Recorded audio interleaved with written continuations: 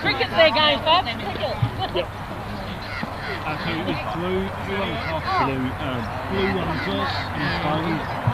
Sorry. I think it's white team won the toss and Jackie, this is yours now. White team was it. I think we're doing just checking this out.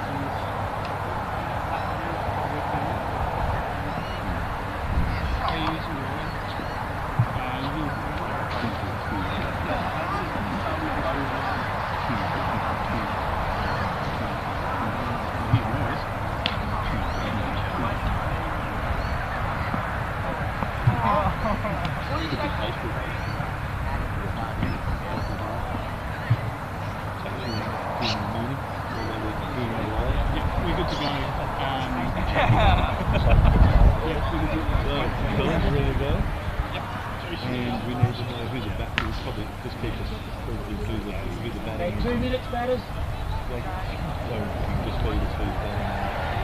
The score at the end of the 2 minutes, guys.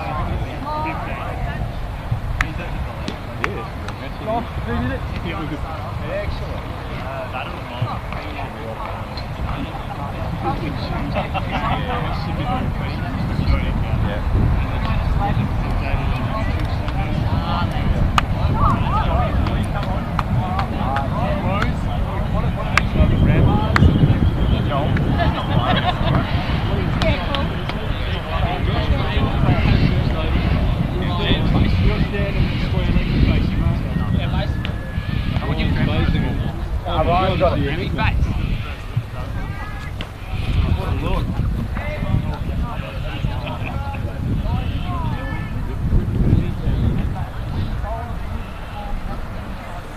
Welcome everybody to the Ashley Bryant Memorial T20 game of cricket at Weymouth Oval, Coromandel Valley. We welcome everybody from as wide and as far from England to Adelaide. Our boys, this game's all about a fallen Rambler. He put together our junior program about he passed away unfortunately three years ago.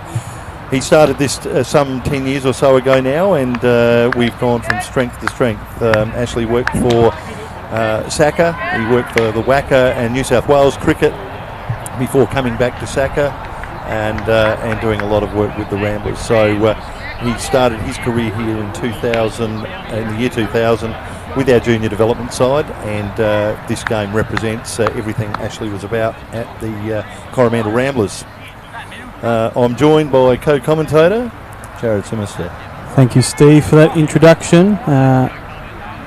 Just us two here at the moment. We might get some guests in later. We've also got a couple of guest players from SACA today. Steve, you got their names there? Yeah, Elliot Opie is in the white team. Easiest way to describe it for now. And Tom Brinsley in the blue side. Both boys are from the Kensington Cricket Club. So here we go, Steve. First ball of the day. We've got white batting, blue bowling. White won the toss. Yes, it looks like Paddy McGinn is hitting from the top end or off spinner. He's bowling to Declan Cran, and Ryan Dreschler is at the non-striker's end. Ryan is a product of our under-16s, still in the under-16 side. Declan is a new player to the club, playing in our Section 10 side.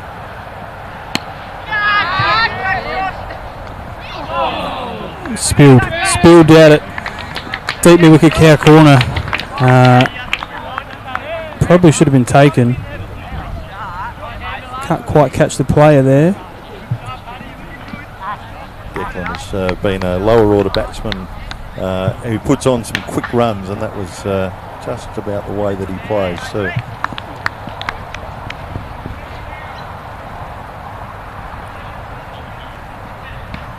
So we've got a deep mid-wicket and the other man out. We've only got one out, probably sort of 2/3 of the way out, backward point. Second slip, gully, short cover, mid-off, mid-on, it's square leg. So we'd also like to thank our sponsor, Blackwood Dynatune, Ricky Montserrat, for all your requirements, servicing your car washing. He is the man, and he has been great to be a major sponsor of our broadcast.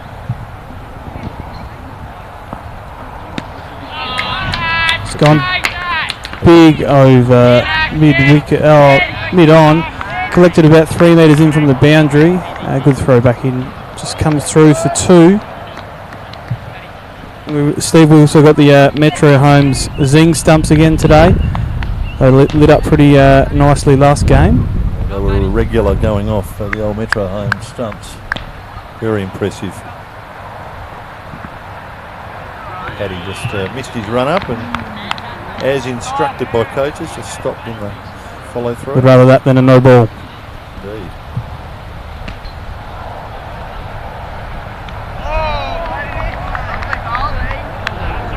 The late call by the umpire, Strunk. Does impress me the way he gets his arms up nice and horizontal. Lacking in some of the umpires that I've seen this year, Jared. And if anyone is interested in umpiring, they're looking for umpires for the finals. That one's come almost straight to us, Steve. I think it's got a plug. It's nice and soft here at the moment. Yep, again. 2 to 3 metres from the boundary. Good speed between the wickets too, Jared. As Declan made his ground. Might have been a bit of trouble if that was a direct hit.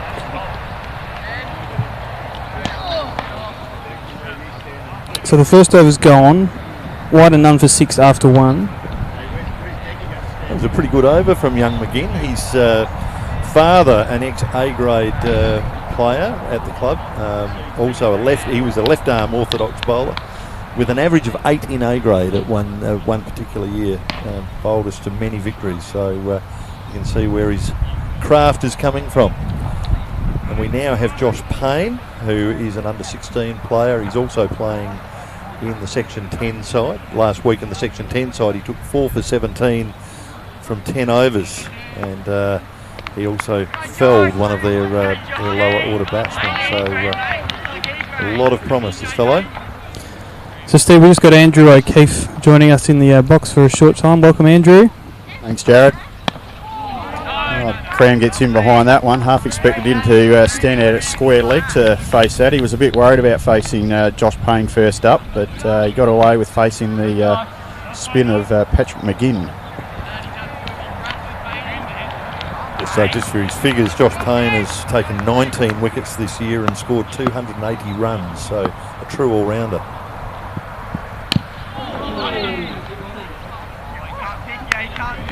Oohs and ahs from the crowd under the Benson Pavilion there. Crown goes for a big swing, inside edge onto the pads. Tough day for the players too. It's still around about the 38 degrees, so it's always a bit cooler in the valley, Steve. I'm talking it up here, Joe. Oh. That one's going inside the bat, and it's probably going to run away for 4 here. Just missed the helmet. There's the 4 signalled by umpire Strunk. I was looking for a Metro Homes moment there, Jared. It could have like quite easily gone onto the stumps. It is 36 degrees in the valley at the moment. It feels like 30 though, so just the cool breeze, but that sun is still quite warm. It would feel like 30. It's, as we are about to set up the barbecue too. Matthew Smith, the president, just looking resplendent up there after a bout of food poisoning. Now about to organise the barbecue. Oh, that one could be, yep, that's what I thought. That's gone wide. Wide height, wide in width, I think.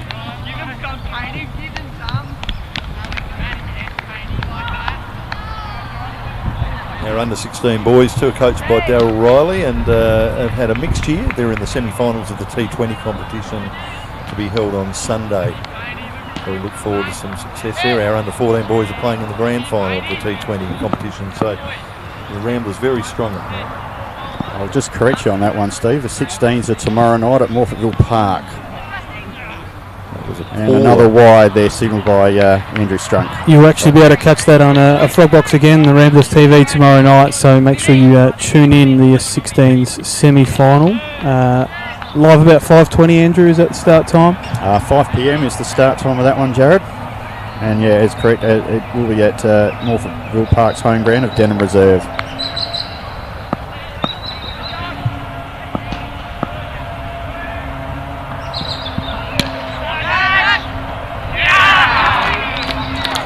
Taken there. It's just sort of spaded that straight to mid-on. Made it more difficult than I think he needed to. Sort of lost his feet a little bit. Yeah, catch is taken there by Ben Keane, diving forward there at mid-on. So Cram goes for 5. He's just taken the 6 balls, that being his 7th. White now 1 for 11. Joel Bates is the incoming batsman. Joel is playing in our Section 8 side. He has made 138 runs with a high score of 42 and has taken 6 wickets with his leg spinners. So Joel again, one of the 3 Bates players in our side, the 2 Bates boys and Brian the father, all playing in that grade. Also shows a lot of promise for the future.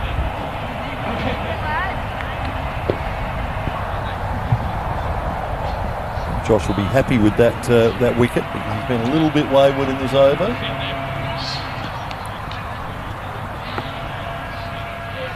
He does bowl with some genuine speed.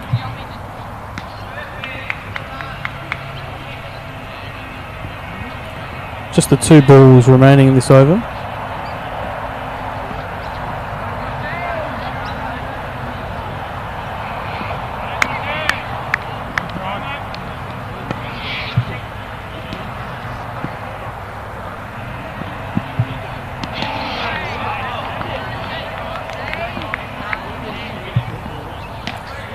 Outside the off stump. Joel's decided to leave that one well alone. We'd like to see that line a little bit tighter. Let the batsman play. Only the two fielders can be outside the ring at this stage. Doesn't look like they've opted anyone out at this stage.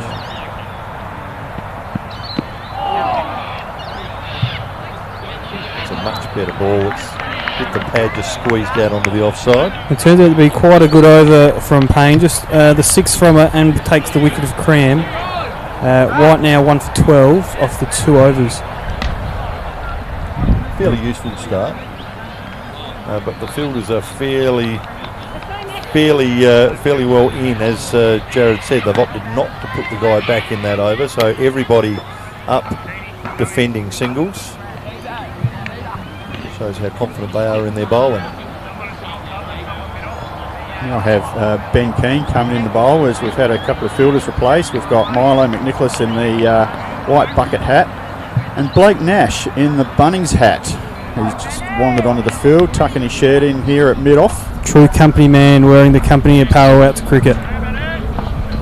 It's a cheap attempt at grabbing some more sponsorship, I would have thought, Jared. Ambush marketing, and that one has gone wide and very wide down all the way to the boundary, the short boundary down there. It's not much longer than 40 metres behind the wicket. Umpire Strunk was splendid, looking great, signalling 4. Ben Keane is the bowler. He's taken 11 wickets this year and scored 102 runs over the year. Again, a real prospect. He played this this week in the Division 2 side, just filling in and having a bit of a look about what seniors is all about. So good luck to Ben. We thought Josh Payne had a bit of pace about him. Well, young Ben here sends him down at a pretty sharp pace as well, and has been known to drop a couple short, especially to some senior parents around the place. One known as his coach last year in under 16s happened to have broken Daz Riley's ribs with a short ball at training one night. Yes, Jared.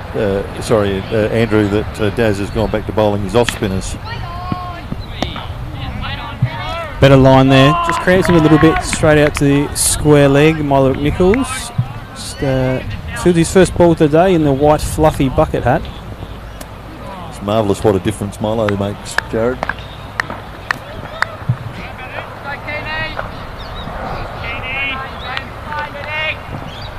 No comment, Gabo.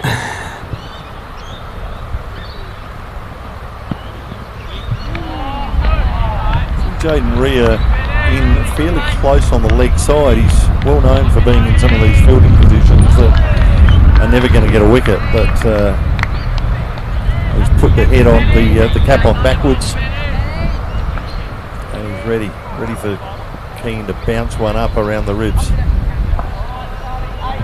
We just see him there on the right of the broadcast. Another ball goes through a dot. This is a good over from Keane after the first five wides. Found his line now. He's just beating the battery for pace. And Jados doesn't mind a chat out in the middle. He's a bit like that on the footy field as well. Goes in hard, gets in under, and likes to talk it up a little bit as he's just see him there waving his arms around, just making sure. It's Lewis Riley out there at deep mid wicket is ready for the pull shot to cow. Riley is the only fielder outside of the circle at the moment. It's quite a quick lifting delivery from Keane there too, and not a bad line.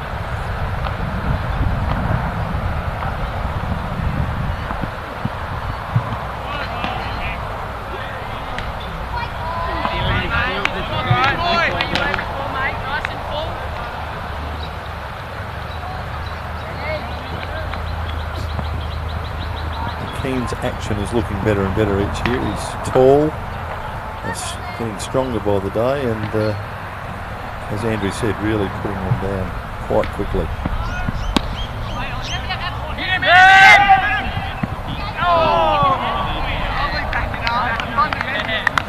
It was a quick single, good one. Dressler making his ground, and he will be called off, I think. Lockie Meagle is now entering the arena.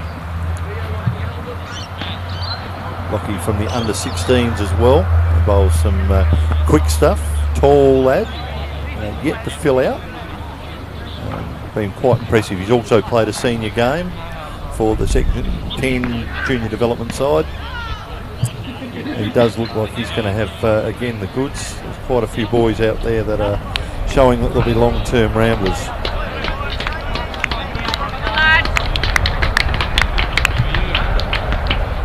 Dressler undefeated as he comes from the ground. We've got some good numbers today, so we're just moving the batsmen around. Of course, it's all about the day, all about celebrating the junior cricket today.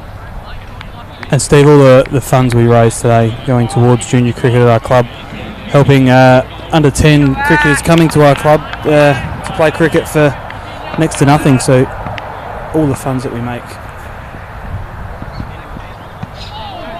I think it's a fantastic initiative. It was such a tragedy to lose Ashley, but some good has come from it, and it's a great way to introduce our young kids coming out of the Woolworths Blasters and what have you into our junior program, and to be able to help them out by being able to play for free is something that we're very happy about.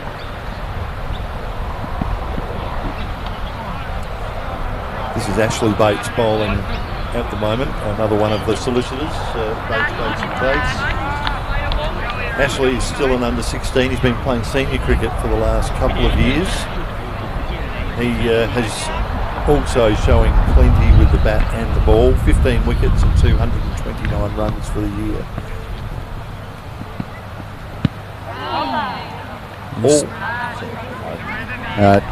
Just on Ashley with the amount of runs he's made, he also puts a lot of value on his wicket while he's out there batting. Very solid defence, and he can push the ball around, and when required can hit big. His development's been very good. Never misses a practice session. Available for all the games. He's been a real asset.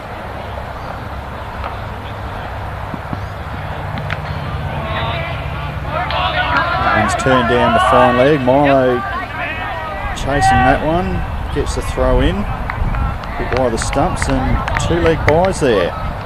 Signalled by Andrew Strunk. It was great running between the wickets. They took off quick for that first one, knowing that there may be a second, and completed them quite easily, Andrew. Yeah, they did make it look easy, but it does help when you run that first one hard. Helps them a bit younger too.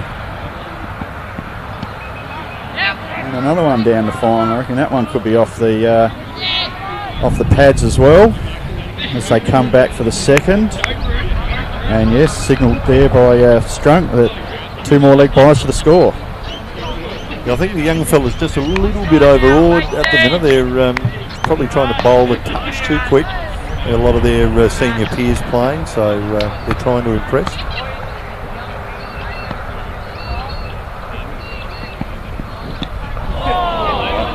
That's a better ball. Full and straight, inside edge. And 4 runs. There's a great shot call comes from the pavilion. That was a very good ball and almost a Metro Holmes moment, unfortunately.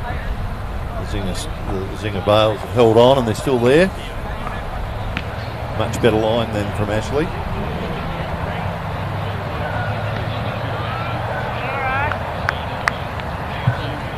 Ashley has spent a fair bit of time.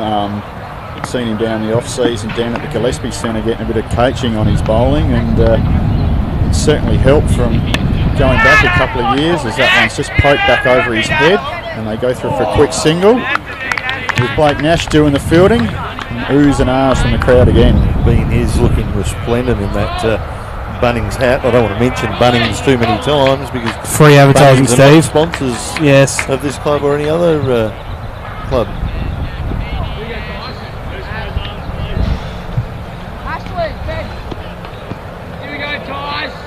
Well, Blake Nash has been a great find this year. He's been a great club man. He's playing in Section 10. It's one of the first years he's played cricket. He's coming along with his bowling, but he's enjoying the club, which is what it's all about. That's just a few of the boys just coming off for a bit of a rest as we rotate some, and Joel Bates just coming off now. I'm going to take the second. Tyson Clark now joins us. Now Tyson again has come through the juniors, through the junior development side, and now playing A grade as the A grade wicket keeper. He's done a great job. He's also a very good batsman. He's biding his time at the moment down the bottom of the order in the A grade, but has won a Section 8 batting trophy with 350 plus runs. And another leg by there signalled. Thought that one had come off the bat down the fine, but no, it's come off the body. McNicholas is now the bowler. A rather unusual action. Almost looks like he bowls off the wrong foot. And when he gets it right, he can bowl some very big hooping in-swingers. Oh, that's a sharp single. Very good. Oh, and there go the Metro Home stumps.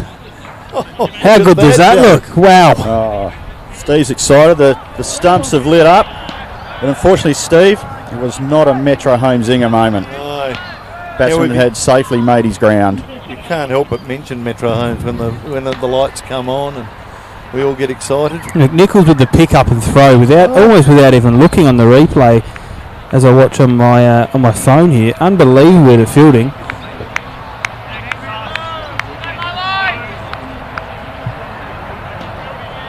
The White team moved to 1 for 31, going at a not a bad rate, 7 and over. To be fair though, 14 of those have come off other than the bat. Oh, controversial maybe. But a wide from Milo McNicholas, signalled again beautifully by umpire Andrew Strunk, also the club coach at Coromandel Ramblers. 11th wide for the game, and then we're 4 overs in, Steve. Yes, sundries are going to kill you, and as a skipper of the E grade side at the moment, having 62 sundries in one game, we know how just how that can kill you in a game of cricket. Again, I think they're probably just trying to bowl a little bit quick, trying to impress all those watching. Big crowd. That's a better ball by McNicholas. It was full and outside off, had Meagle on the drive. Didn't really get his front foot right across to that. But, I just lost Meagle for a minute, then he turned sideways, and but now he's turned back again. He's definitely Meagle. yes, his brother came out and watched him for a bit on Sunday morning, and he's at 6'3" and very similar build to his younger brother. That's a great ball by McNicholas. Yes, Lockie is going to be a very good player. He looked very good in his only senior game this year. He shows plenty of promise and a real willingness to listen. It's first year at the club for Lockie. He was previously playing up at Skibbs in the Hills Association, and a couple of his schoolmates in Sam Murphy and Josh Payne got him out here to play, so he could play school cricket on a Saturday morning for St John's, and Sunday morning play under 16s with the Ramblers with a couple of his mates. Elliot Opie there with another Metro Homes moment. Middle stump again. Some good fielding so far. Just unfortunately the batsmen have been in their crease, but it's good to see. We've got Benny Winder now entering the field of play as the batsman, new batsman in. He's made 205 runs this year. A beautiful 87 in Section 6 last game, I think it was. So that's pushed him up to 205. He's also added 11 wickets to his chart, and he becomes a very useful cricketer, great in the field, and he's a lad that we would think he's going to have a long and distinguished career up in the senior ranks. Expect him to be playing A-grade in the next couple. So we now have Vanch Zekon coming on the bowl. Back when Vanch was in year 7, he came out to one junior training with the Ramblers and thought, yeah, we'll get him to play. He went to primary school with my son Josh, and thought, yes, we've got another young lad to come out and play, but he went off and played tennis. He went off to Woodcroft College, and there's quite a number of boys out here tonight that all went to Woodcroft, and got him to come out. So he just comes in, bowls some reasonably brisk leg spin, and that one's just punched out to cover by Wender. He's off the mark, first ball. He dropped right onto the right line, pretty quick, smart there, Andrew. Yeah, it's good. We've been doing a fair bit of work with some of these young guys in regards to lines and lengths, especially the spinners in the club. We've got one sitting up behind us. Well, he was sitting there. Where's he gone? There he is. He's standing about 10 metres to my left, and Peter McGinn, whose son opened up, and that one's full and very wide. Very full. Tyson may have got some bat onto that one. We're not sure. Wait for the signal from the umpire.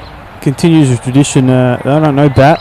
Continues the tradition of having extras in an over. They've not yet had an over without extras. It could really hurt the blue side. Jordan Rowley, I think, behind the stumps. Doing a good job this year too. Oh, a very nice ball from Sekon. Well played by Wender, and a very quick call as they go through for a single. Just pushed out to backward point there, where McNicholas is fielding in about the only bit of shade on the oval at the moment. Trust him to get into the shade though. Oh, that has done him all ends up and somehow missed the Metro home stumps.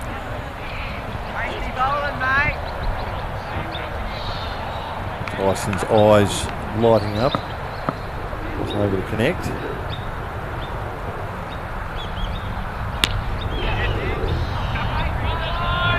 Sent that one back with a square. Milo's chased that. I'm not sure if he's got it before the boundary. Looks like he has. It does run down the hill a bit there, so it is hard to see where the boundary is. Unfortunately, I didn't put some cones up high enough to see, but they've back through for a comfortable 2. Kills the umpires too, trying to work out where the ball has gone. And it's well bowled again. Lifting ball. Yeah, with Vance's height, he really does get the ball bounce. Sorry, I'll say that again. Vance with his height gets a lot of bounce. Very much like Jack Sullivan also, who's playing out here tonight. Both quite tall boys, quite upright in their bowling stance.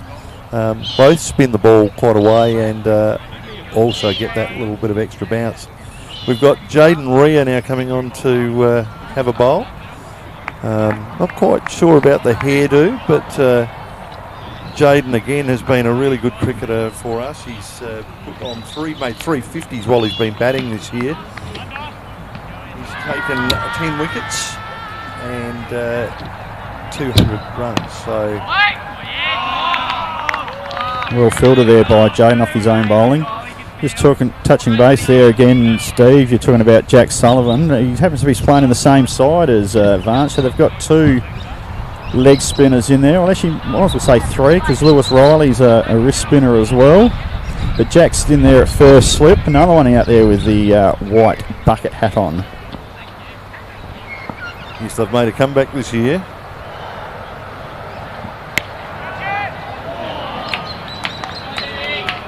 It's cracked away through point for 4, probably just over the head of McNicholas there, as it's just picked up by Travis Croft and thrown back in, ready for the next ball to be bowled. He's been very strong all round the ground.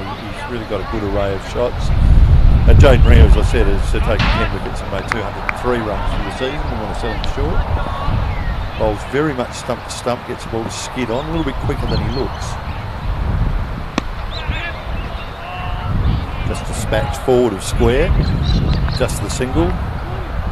Well fielded on the boundary by, I think, Ryan Dresch. No, that's Lewis Riley out there. Riley. Ryan Dreschler's in the white team. He is. I didn't get that right. He opened the batting, Steve. Lewis with those blonde locks. I mean, how could you miss it? So thank you for your time, Andrew. We're going to kick you out now and have a quick chat to some of the A graders. But we might get you back on later in the day. A great effort out there again by Lewis Riley, but it's this time found the boundary. So Tyson Clark moves his score along again by another 4 runs. So Steve, I'll just let you have a quick chat to got Josh Rosman and Fabian Saunders here, and I'll jump out for a few moments. Good afternoon, Steve. Good afternoon, Fabian. Steve. Josh. Lovely shot there from Tyson. He loves that shot, doesn't he? Plays it well. Renowned for his T20 work, isn't he? Absolutely. Tyson is a dour batsman. He's has won a Section 8 batting trophy and wicket keeps very well. Now wicket keeping in the A grade side, I believe, is at the crease at the moment in the current game in the A grade. He is, yeah. He's had a chance to come in as night watchman today.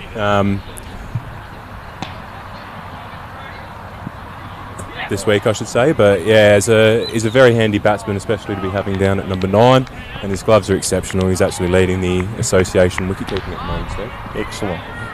He's a very good player. Now, you might like to just fill us in a little bit about the season so far for the Ramblers A-grade side. We've been rolling along quite nicely, but if you'd just like to tell us a little bit about both the Saturday and the T20 stuff. Yeah, I'll let Rozzy take over for the T20 stuff if he doesn't mind. Yeah, been a pretty good season for us, really. We've come up against some good sides, but this grand final against Cove this Sunday is going to be the real test. But yeah, we've had a good, even contribution from everyone throughout the year, so it's been pretty pleasing, really. And how have you found your first year as skipper? Started off quite challenging, but it certainly helps to have a bloke alongside me in Fabian out in the field to guide me and help me out wherever I need it. So yeah, probably the best it could possibly be, really. The easiest it could be. So indeed. Yeah. And you've also made the grand final of the SAMCA competition as well. We have, yes. Unfortunately, I think that's now getting moved from Karen Walton, which is a bit disappointing, but sounds like it'll be at University Oval, which is another nice ground, so looking forward to that. Yes, that is. We're hoping for Adelaide University. I believe the other option was Campbelltown Oval, and the boys at the association are certainly trying to get us down to University as the major option. So that's great. So Ramblers in 2 grand finals in the T20, and Fabian on the Saturday cricket, the stuff that we've been playing for many years. How are we going? Yeah, quite well, Steve. Only been defeated by the rain so far this year. Aside from that, been travelling along quite nicely. A lot like the T20, it's been very even performance, which has been very pleasing as the captain to see. Very hot contest in the bowling trophy with the wickets being spread, and everyone who's had a chance with the bat has stepped up and performed. So currently sitting top of the table, coming into the last 2.5 rounds. Looking for that home final and to obviously take home the bickies again. Excellent. The fielding has been a real highlight too, has it not? It has. As we all know, catches win matches. We have held our catches and we have been winning our matches. Excellent. Yeah. It must be true. Oh no, we've just had a misfield there, unfortunately. Jack Sullivan is bowling. Jack plays in our development side, his first year at the club. Shocker red hair, bowls his leg. He's very upright, gets a lot of bounce.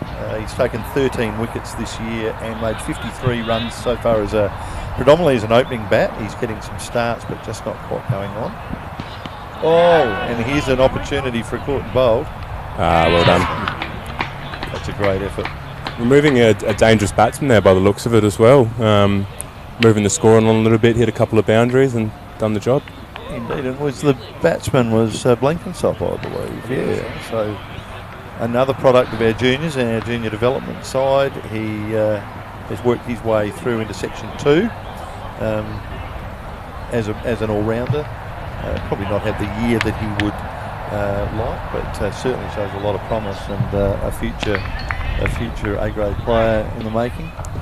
Now, Steve, I do have to ask, a lot of these players have obviously spent some time in the development team and under your guiding light. Now, unfortunately, I haven't seen too many players using the gate. Is that something that you coach on, or? I think we don't use the gate a lot. Okay. Unfortunately, we've had of course now we're in Section 10, and the club doesn't quite afford to go all the way with enough of the hats to make a gate. Committee issue. Yes, we'll take that back to funding, novelties.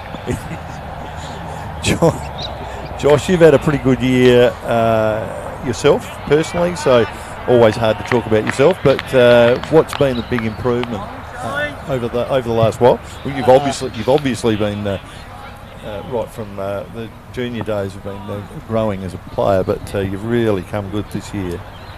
Yeah, I think it's probably more the mental side than anything. Just being able to stay patient for longer and get through those tough periods and going to make some bigger scores, which has been pleasing. For those playing at home, Josh has scored 2 centuries this year, so that was the first 2 A-grade centuries, I think I'm right. Yep, first 2 at the club, and 2 in the same year. Doesn't happen very often. I think one of the great things about Josh is sometimes you forget how young he is. As obviously losing a couple of senior players out of the team from last year, Josh has really stepped up into that role. Obviously now captaining the T20 team as well, but yeah, very easy to forget how young he is because he does take that on very mature for a younger bloke. That's excellent. The team is really gelled, I would say, and from a perspective of not being in the side and just looking at how they play on the Saturday and at practice, social functions, it looks like everyone's really in sync, getting on really well together. Yeah, absolutely, Steve, and very good for the lads to all come together like that, and obviously makes it a lot more enjoyable as well, and obviously doing the right things to win the games on the Saturday, so very pleasing. Let's quickly back to the game here. We've got Lewis Riley bowling now. He's the the under-16 skipper of the one-day side, or the T20 side. He was a wicket keeper, leg spin bowler and batsman, and he's also the son of Darryl Riley, the coach. Lewis is a really mature lad for his age, really thinks about the game of cricket, really cares about his batting and his bowling, and I think he's got a really good mind. He's got a real chance to go on and do some stuff. He's obviously fairly young. He's growing at the moment. He's certainly grown a little bit this year, but as he gets stronger, he's going to be a real force.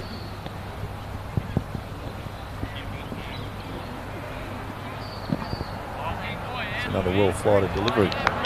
Yeah, it's fantastic to see a lot of these young lads out there playing tonight, obviously in memory of Happy, and it's sort of a testament to the work that he did to see all of these juniors continue to come through up the ranks. We've got a few in the A grade, and no doubt some of these lads will be playing in the A grade in years to come.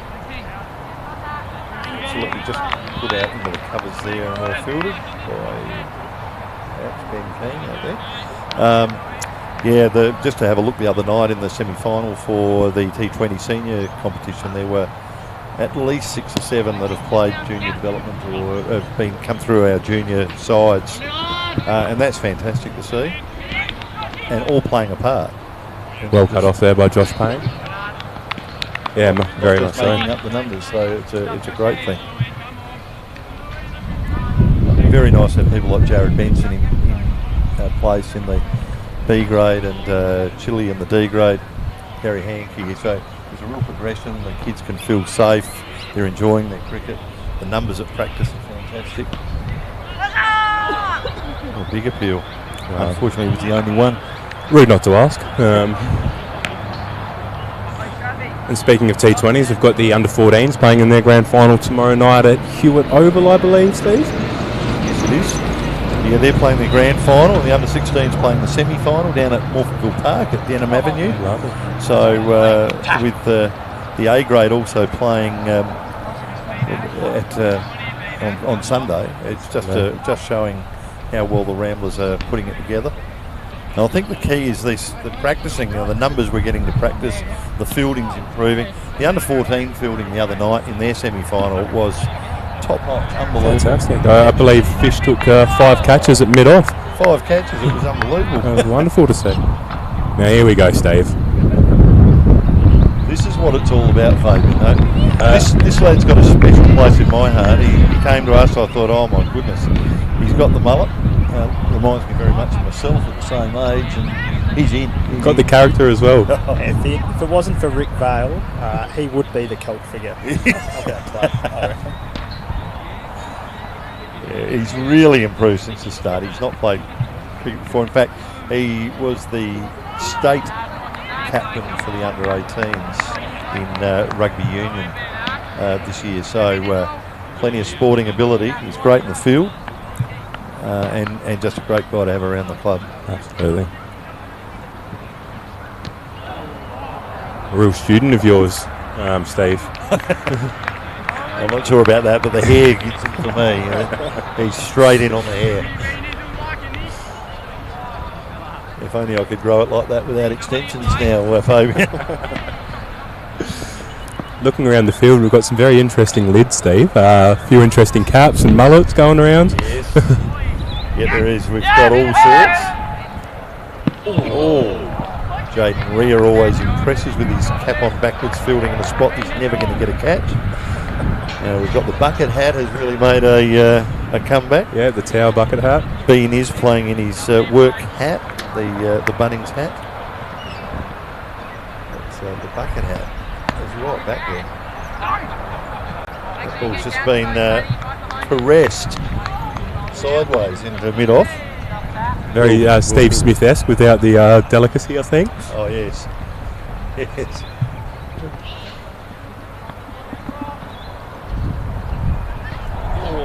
Well taken from behind. Great I think that's Jordan Rowley is still there. He's just moving beautifully down the leg side to stop that one. Beanies thought that was a pretty good over. He's high-fived Paddy McGinn as he's gone past him. Yeah, very tight over, only 1 or 2 off it. Yep. We just get a score here from our scorer, Zach Howe. Zach, the score? Yes, 2 for 64 after 10 overs. So going on along at a reasonable run rate here, and obviously got a lot of wickets in hand. Indeed.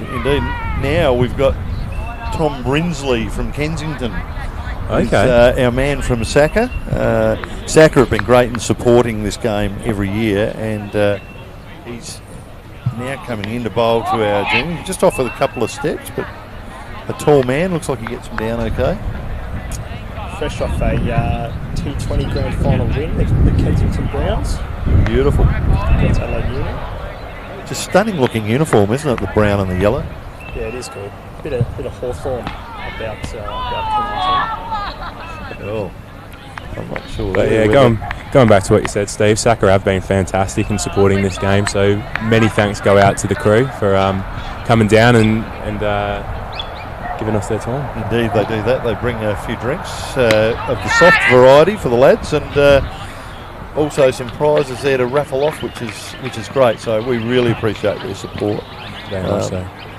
Ashley was a really well-respected employee down at ASCA as well.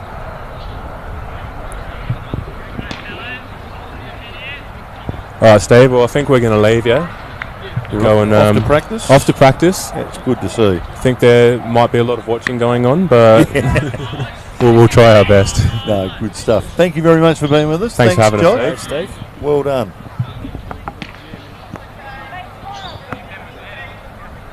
So Brinsley now continues.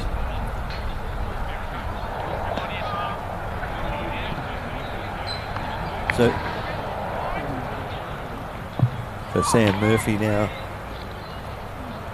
at him, just leaving the batsman, just practicing there what he may have done, which is leave it outside the offside. Got Joel Austin at the other end. Oh, it's a Metro Holmes moment. Just as I step back into the box. Oh my goodness, great to have you back, Jared. You've got a wicket. That's what we do. My goodness, have a look at them flash. Metro Holmes, a great partner now as they've sponsored our Zinger stumps. There's nothing looking better at this time of night than those stumps going over. Just as the sun sets and the beautiful. The lights go incandescent. I think we have our other Kensington representative now entering.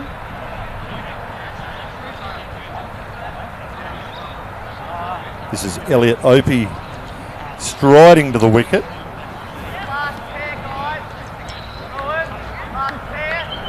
A great effort. So we look like we've got no, we've had the change. So Josh Payne looks like he's coming back into the attack while he's second over. Couple of players coming off. Just past the halfway mark now, Steve. 3 for 70. It's a good platform, Jared. It's not a bad way to go from here. What are we thinking is a par score for tonight? Well, it depends what you think about those extras from earlier in the day. I think they've certainly hurt. They definitely have. They've probably added 15 to the score. Well, that's a nice ball and a nice shot. Unfortunately, it's just gone through the fielder out there, that young Paddy. So now we have Elliot Opie on strike. Again from the Kensington Browns. I'd like to see him go big here, Steve.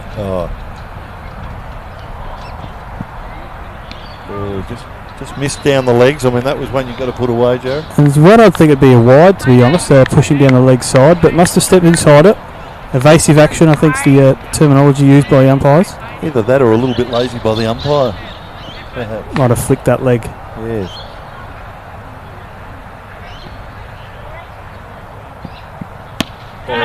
Spoon that one. Really good ball again. It's just gone through the field and a single. They all count at this stage. The second half of the innings. They'd like to push up, I'm sure, to the 130 or so. The game last Tuesday, Morphettville Park only made 100, just over the 100 mark, and it was nowhere near enough. That one's been squeezed away nicely just behind square. Short boundary, but he's done well to save that. It's just down for the single now. That was Joel Austin, I think, just put that one away. So Joel's nice up there.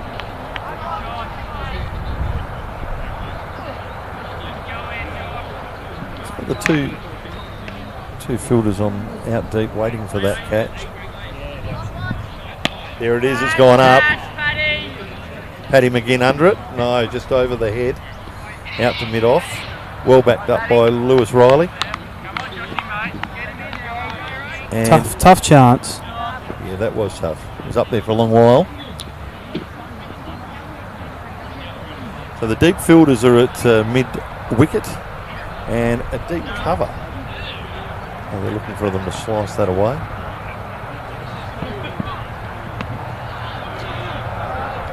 The umpire's just fallen asleep at the I think it's either that he's steering wheel. Has he forgotten about it, or are we trying to get the overs over with fairly quickly? Might be hot for him. Might have a bit of heat stroke out there. Forgot about the wides. Yes. A batter substitution. Brad O'Keefe strolling into the oval. Mr. Austin coming off now. He's faced the 14 balls for 9 today. He looked all right too. There were a few balls there that he couldn't score from. Brad O'Keefe has played a couple of games up in the seniors too this year. Looked very good. He scored the winning run the other week, and with 3 balls to go and an exciting victory for the Ramblers. He took 2 wickets for 17 in that game as well. So he's taken 10 wickets for the year and scored 25 runs from limited opportunity. Bit like my season, Steve. Very limited opportunity. I noticed you got out when the A-grade captain came in. Well, there we go. That's what O'Keefe can do. Not a bad first ball. Brad is affectionately known as Bear. You can see why he monstered that one to the leg side and scored big. You're going to need a few more, I think, the white team to put a competitive score on the board. Paddy McGinn is the bowler, bowling his off spinners. I like the look of him. Beautifully bowled. Now, if you can be doing this at under 16 level, first year under 16 level, then I think you've got a good career in front of you. Very difficult to bowl spinners at this age. Nice and flighty. That one's gone out to the man in the deep. Just through for the single. That was Vance Seckhorn out there, and one of the best fielders in the business out there. He decided to let that one bounce, take it and protect the boundary. But not a bad ball again. He's throwing them up. He's making them play. Elliot Opie to face up. It just goes big. It's halfway up the hill. Is that the first maximum for the day, Steve? I think it is. It's gone very big. That's almost gone into the car park out at mid-wicket. He looks to have enjoyed his shot too. He followed that all the way to the boundary. Picking on the kids. Oh, there is something to say about an A-grade batsman picking on an under 16. I'm sure he'll watch this back later and show all his friends. Oh, yes, he will. And brag about it. Oh. And a good comeback from McGinn.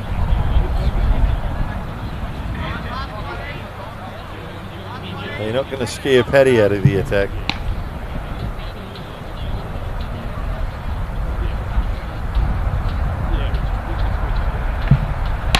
He's gone big again. Flat, hard. And he's just bounced one bounce inside the boundary for 4. So young Eamon Brodie chases that one, throwing it back into the field. One of the famous Brodie names. 15 from the over. McGinn's 21 for no wicket off his 2 overs. He's a little bit stiff there, I thought. I thought he wasn't scared to keep throwing them up. Could have easily had a wicket. Score's just starting to tick along a bit now, Steve. Run rate's lifted back to 5.85. Quite healthy. We've now got Ben Keane coming back into the attack too, so he's the opening bowler for the under-16s. A really strong, strapping lad. Great kid. Played some senior cricket and as I said before, having a little look in the Section 2 side this week, just being nursed in by Jared Benson just to have a look this week. Blake Nash returns to the field after his little spell. Doesn't he look good?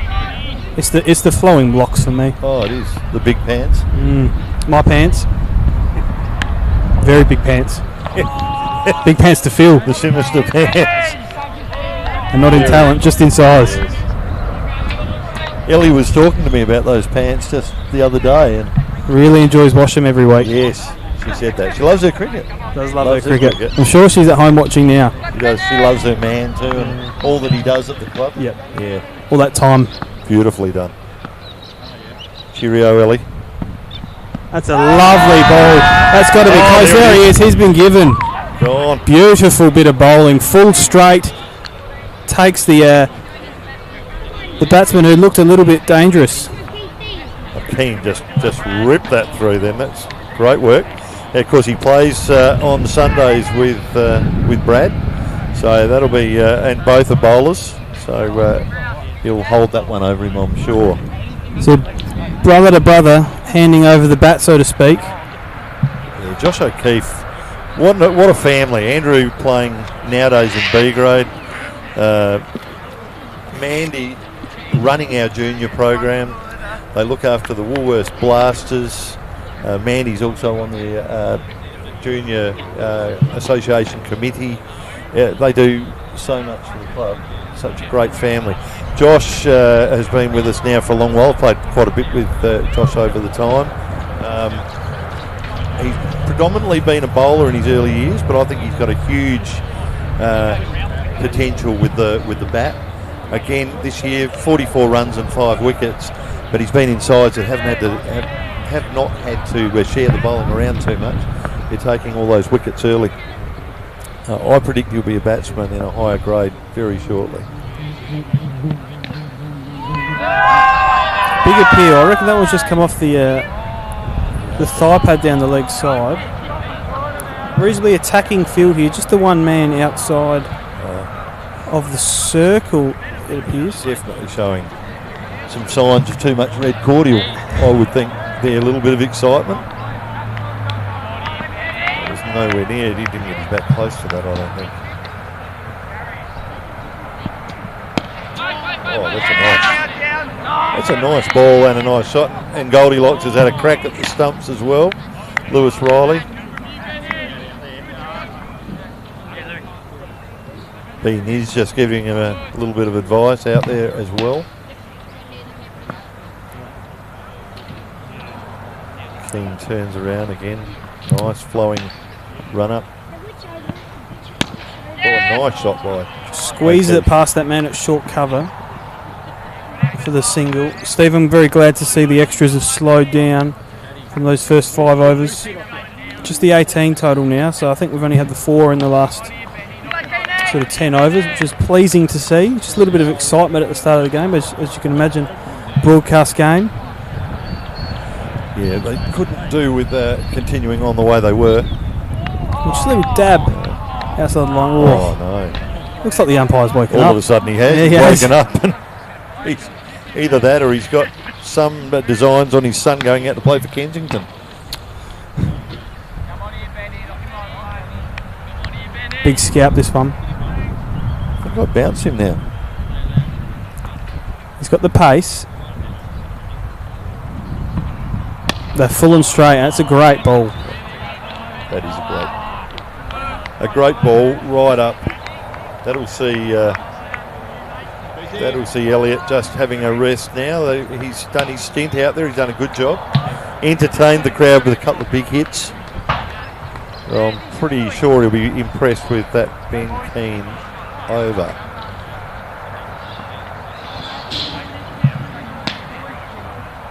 Ryan Dressler now to the wicket. So Ryan has had a ripping year. 365 runs and 8 wickets. So his highest score is 70 this year. He shows plenty. He's also played a little bit of senior cricket, both in the Section 10 and the Section 8 side. So we look forward to big things from him. Ryan also captains the under-16s in the Sunday comp. First of our retired not-out batsmen to come back, Milo McNichols. Don't need any deciders. He's obviously been in already. He reckons he's good to go. Looks like we've got a deep, fine leg now, Steve. Yes, he must know something. I think Milo must have signalled that he's going to bowl a couple down that leg side. I think he's probably seen the umpires not calling wide down there too, Jared. Vance still at the deep sort of cow corner position. Oh, that's a great shot. That's been pushed past that short cover. That's going to rush. That's going to rush all the way to the boundary. That's a 4. It's a lovely shot. No risk involved. Can you tell me, Jared, why we call Josh O'Keefe the praying mantis or Sticks? Not much of him, is there? No, not a lot. He goes bang again. There's a very straightish mid-on who comes in and collects that 15 metres off the boundary. Attacked it well too. Took it in one hand. Mr. Rhea there. Smiley needs to get his line and length nice and straight here. I think they're expecting now that they've got to go. They've got to start. They've got batsmen in the shed, and they need to improve that score. That's that nice straight line. Beautifully played by Dressler as well. Good running.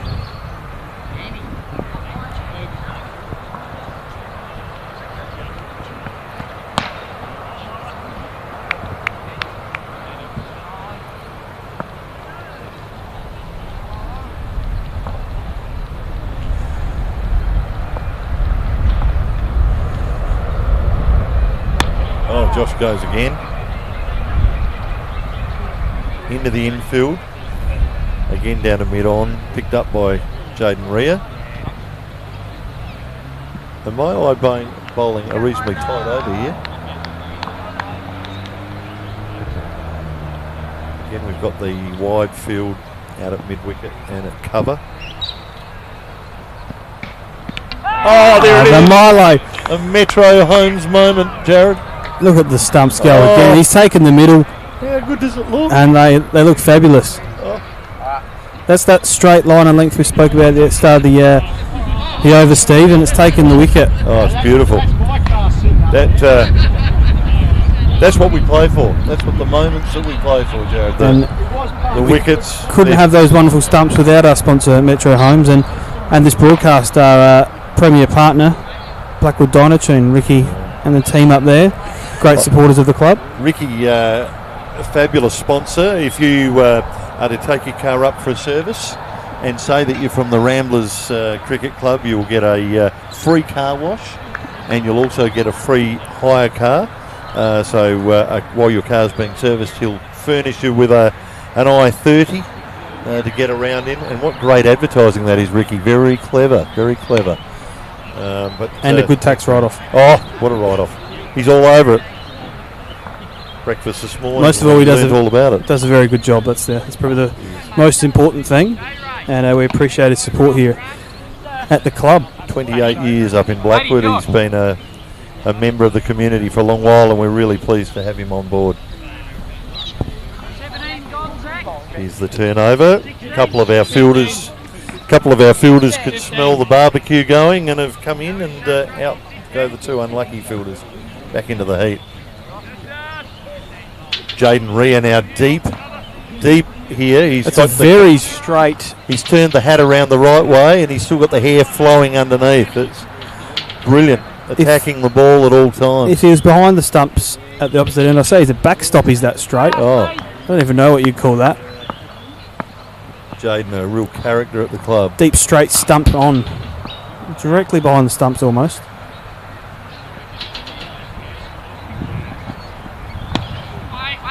Oh dear, did he get a finger on that? Was there a finger? I think Strunky was asleep again. But again, down go those stumps and flashing away. Strunky will build them up like Metro build those houses. Oh. It's the foundation, isn't it? It is the foundation. Please. Give Down, rebuild, subdivide, they do it all, first home buyer. One of a number of sponsors here. We're very fortunate, particularly through COVID.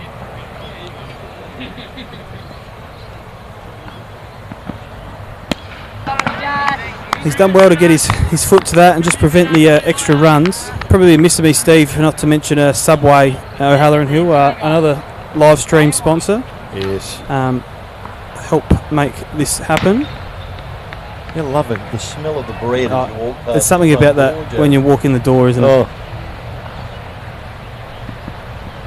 Oh, steps into it and just puts it between the two fielders, deep to Great cow shot. corner. Very good shot for 4. that was a good slow ball too. Ashley Bates maturing nicely. It's still an under 16 and bowling a great line and length in. But the batsmen have to go. The batsmen are. That's what it's all about now. What's your favourite Subway here, Jared? I'm a traditional chicken fillet man. Oh, that's big. It's gone straight up.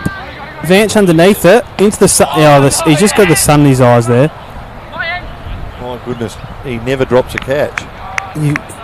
You've called him out of that earlier, Steve. Yeah, I have a moment. As soon as I say something, I'll put the kiss of death on them. I like the meatball sub. That's a ripper. I believe quite healthy. Or was that not one of the healthy options? I don't know if it's got the least amount of calories, Steve. Okay. Where can we get those Subways, Jared? So we can visit O'Halloran Hill, Lonsdale, Hackham or Flinders Uni for those who are studying locally. Anywhere south of Adelaide. Basically, anywhere south of Adelaide, you support the sponsor who supports us. Magnificent. Don't forget to use the app. Yep, register your purchase to get in the draw. Sponsored loyalty program.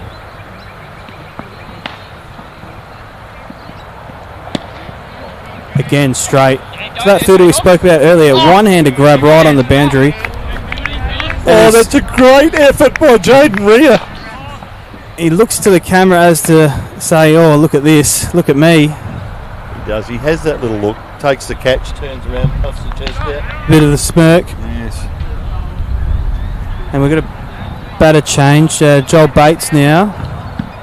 He just looks at the commentary team on the way and has to say, here we go, boys. Look at me. It is time to go. Look at me.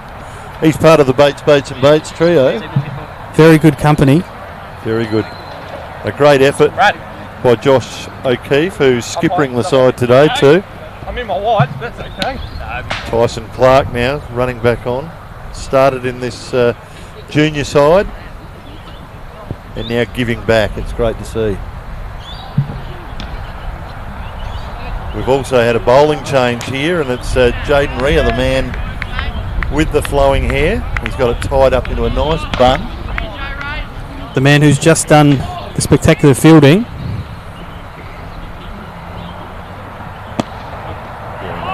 Again, you can expect plenty of balls right on the stumps. They skid on a little bit quicker than what you expect. But Jaden has taken figures of 4 for 5 this year in one particular game. He's taken 10 wickets. He's made 200 odd runs, so he's done a great job for the club this year. So Rhea comes in. Batsman steps across and goes big. That's gone very big. Almost taken out the players training on the hill. Umpire Strunk declares a 6. That's only the second for the day, Steve. Oh, that was Benny Winder. A great junior at the club and really now making his mark in senior cricket. Rhea needs to do something special here to come back from that. Yeah, he won't like that because he was pretty much bragging at practice how he was hitting everybody else over their head. So I'll be expecting some of the same when he goes into bat. Crowd sort of mentioning it's a little bit short. I probably tend to agree. Oh, that's just dropped short, or has it? I'm not sure if that made it. It was very close to a catch. Benny Winder now batting with a little bit of the Smiths. He's moving across his stumps, he's getting himself set. Head is still in a very still position when he makes contact, but it does allow him to play on both sides of the wicket. Very nice straight ball. He's recovered well from his 6. Yes, he'd be hurting pride, and he'll be thinking about us commentating that 6 too. Must be looking forward to coming back onto the broadcast and having a listen. I think we can certainly let him know when he comes back out. He's right back onto it. We've got Joel Bates now taking guard, and he's wanting a bit of the same. He's going to want to knock him square. So the white team won for 5 for 113 now, showing some intent to increase their run rate. Not sure, Strunk now seeming to lose all concentration. No wides, he's missed out, he didn't know what ball it was. Thoughts? Heat stroke? Heat stroke. His legs are very skinny too, aren't they? There's one thing though, if you're in danger, stand next to Andrew Strunk, it'll always hit him. That's very well bowled. So from the start of the over he was 6. He's only gone for 7 for the over. Turns out to be quite a good one.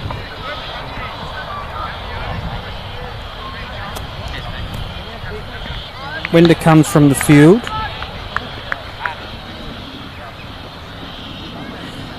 Not out on 21 of his 15 balls. Looks like we've got Blake Nash coming to bowl his second over.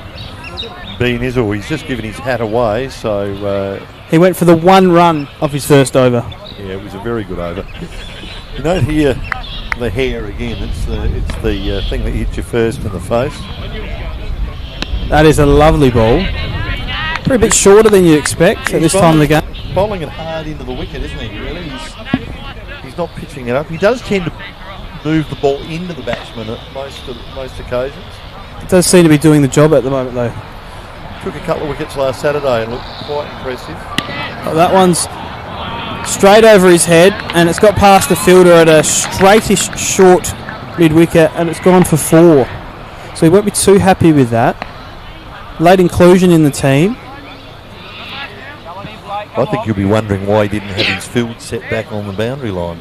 Yeah, he's got the opportunity to have the 5 men out. At this stage, it looks like he's only got the 1. He's just made the adjustment, Jared. The guy has gone back onto the field, back onto the boundary. And that one won't be caught. That's gone big. Into the practice nets up on the hill.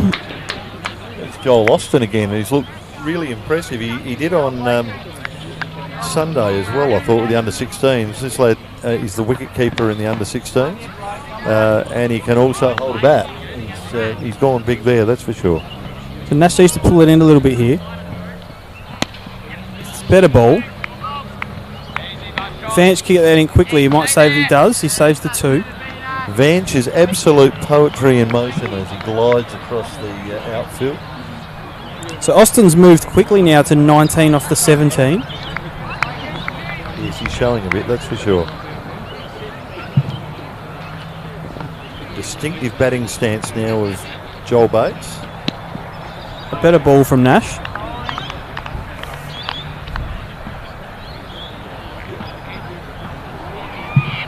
Interesting nickname, Bean Izzle. Interesting haircut too, though. Oh, yeah. Interesting character. Interesting character. Got that away off the hip. If this get in quickly, might save the 2. Does. You say he's got a bit of the Pablos about him. No, I wouldn't go that low. Right. Okay. He's his own character. His own enigma. He is. Very much in the Gary Hankey class as far as enigmas go. He's not wearing his sunglasses that he normally dons either. But we've now got Lewis Riley as the bowler. He's going to bowl his leggies. Bowled a very nice over earlier. Nash for 13 in the last over. Probably a bit more than he'd like to after he went for the 1 in the first. Lewis again, one of the better bowlers in his first. Only went for the 2. Yeah, he looked very impressive. Lewis will keep tossing it up all the time. He's not worried if he goes for 1. He'll keep on doing it. Very intelligent bowler. Very intelligent cricketer. Not sure what happened to his dad. Lovely floated ball. Just past the outside edge. Beautifully bowled. Steve, the crowd's building now. Yes, it was suggested that Worky may need to have a little bit of a look here. Crowd building, Steve, on the hill. Barbecue roaring. Oh, he's looking very great. We'll probably... Oh, good throw. Opportunity for an overthrow here, and it's taken. Vanch out in the boundary, fields that.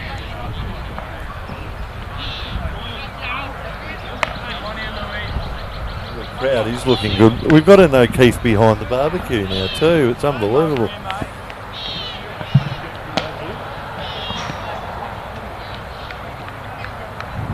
There's O'Keefe's everywhere today. Another good ball, very good ball. Just into the infield to square leg. One of the more interesting throws I've seen today. Stuck in the hand.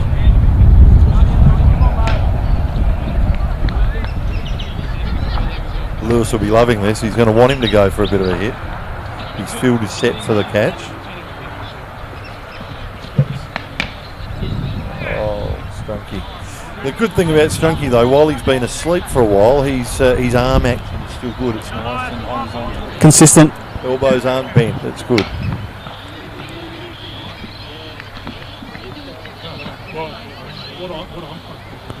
Oh no, Metro Holmes. That's gone around his legs. He's stepped across the stumps, and he's somehow taken middle, I think. It is. Is that a warning ball? I didn't know. I don't know what's happened there. He's pitched that on leg. It's come back around him and bowled middle stump. Stepped too far inside the line. My goodness, that's the mystery ball. Lewis, I mean, he's the man of the many nicknames too. He's Princess being one of them, that blonde hair. He's the potential movie star of the side, of the club. So Riley moves to 1 for 6 off his 1.4. That's the type of figures you want to see in a T20. Absolutely, and the crowd just paying tribute to Joel Austin with a good knock. He's looking very confused, Jared, I must say. Very confused. I'd like to see that one on the replay. He very much looked like Coley out there. He didn't know. He wasn't going to go. Did not want to go. How did it hit the stumps? I don't know.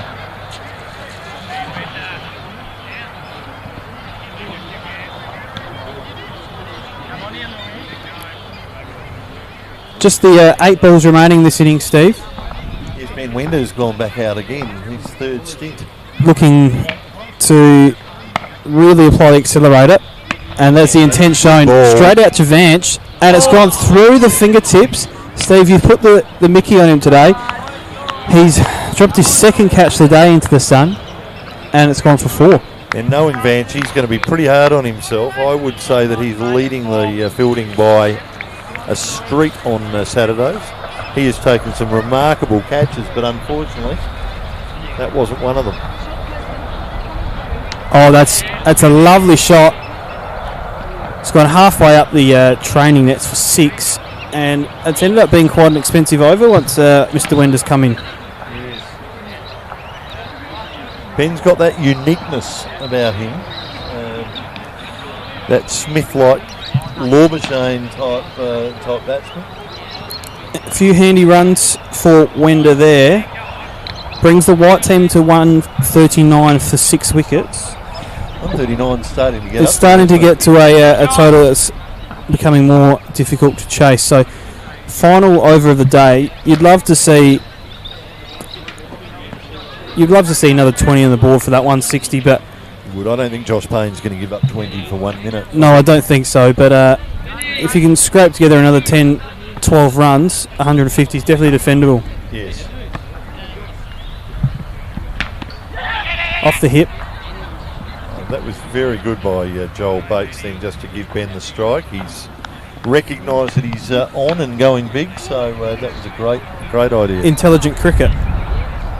So Wender's the in-form and dangerous batsman. High score so far. He's going at 182, Steve, so he's not waiting around. No, he's doing a great job out there. Slower ball picked, and that is dispatched. That's probably one of the biggest sixes of the day. It's gone well over Vanch's head out on the boundary. I think Vanch was happy that went over his head too. Just been a little unsure, but Ben, that's a great shot.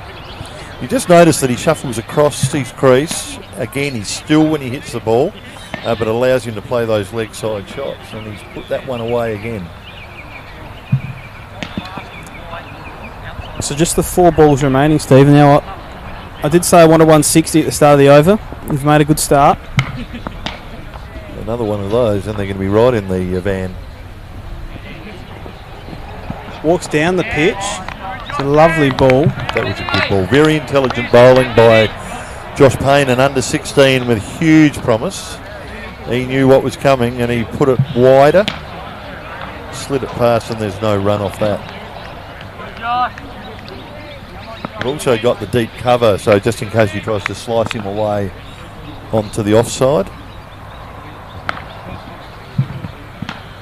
There it is. And that's exactly where it goes. And it goes straight to that fieldsman, just short. But as we called it, that's what he was doing. So a good fielding position. Yep, Joel back. Now Joel's going to have to go. How many balls left? I think we've just got the 3 balls. Let me... 2 balls. 2 balls from the scorer next to us. The Zachy Howe scoreboard.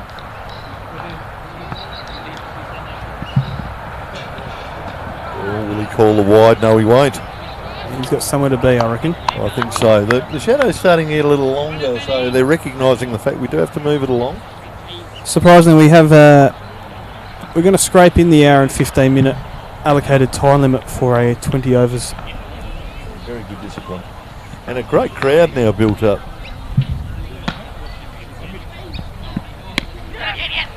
Oh, nice single.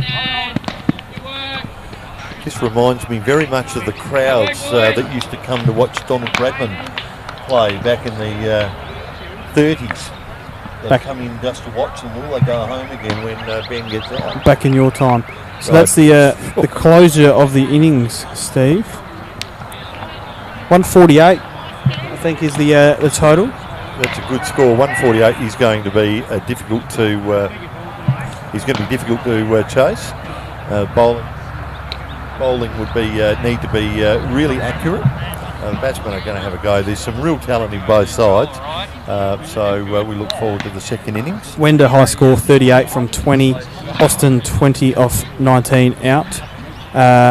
Tyson Clark retired on 12 runs, and Mr. Elliott, our SACA representative, also retired out on 12. Pick of the bowlers. There's no one with multiple wickets, but Keane 2 overs 1 for 9. Vanch no wickets, 5 runs off the 1 over. Sullivan 1 for 8 off 1. Tom 1 for 6 off 1. A couple of catches to Sullivan and Keane. I think the low light in that was those early sundries, which probably added somewhere near the 20 runs to the score. So if they are to lose by somewhere under that 20, they're going to be a bit upset. 20 is bang on, Steve. 14 wides, 1 bye, and 5 leg byes. That could be telling. So we'll just have a break. We'll have a brief break. We'll be back shortly. We'll just throw to the Blackwood Dynatune break and to the Metro stumps. They're looking great. Metro Homes for the Zinger stumps. We'll be back shortly.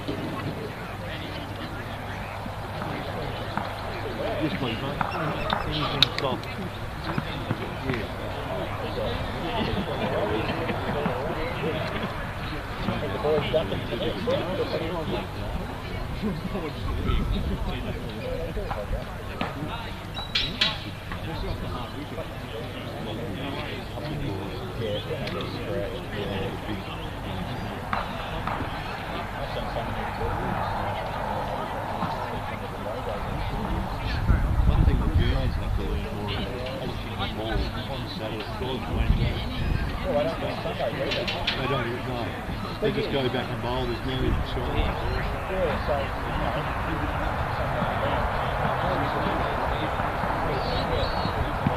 Oh, really?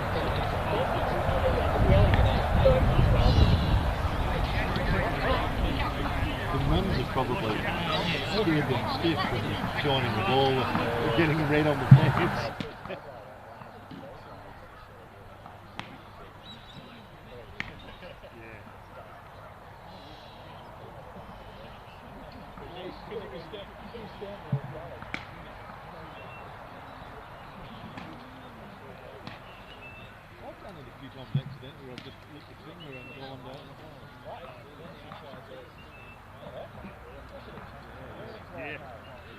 Hard to shine it without, isn't it? Like a bit of back sweat.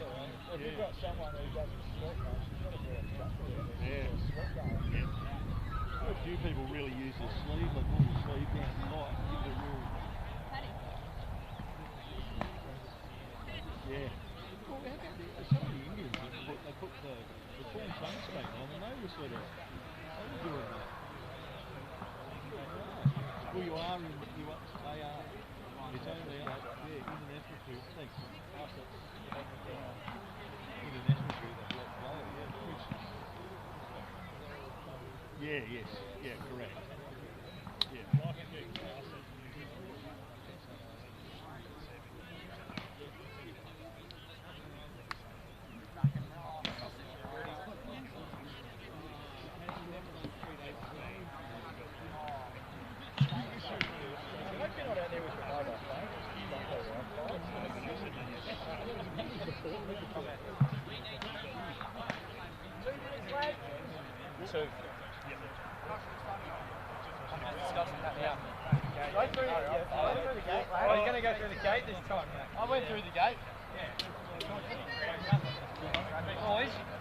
Boys, just listen to your captain, make sure you know where your field positions are so we can get through the overs. Guys, listening up for a second, make sure you know where your fielding positions are because we're not changing ends, we should be able to get through the overs pretty quick, alright? So make sure you're ready to bowl when it tells you you're bowling.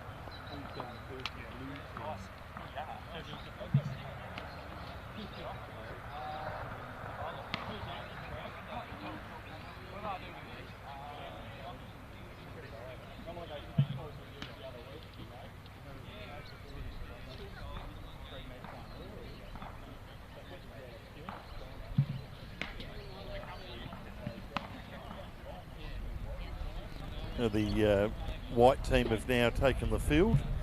The break is a very quick one as we will lose sunlight if we don't go quickly. So the white team now being captained by Trav Croft, and the blue team now Jaden Rhea and Milo McNicholas for the blue side coming out to open the batting.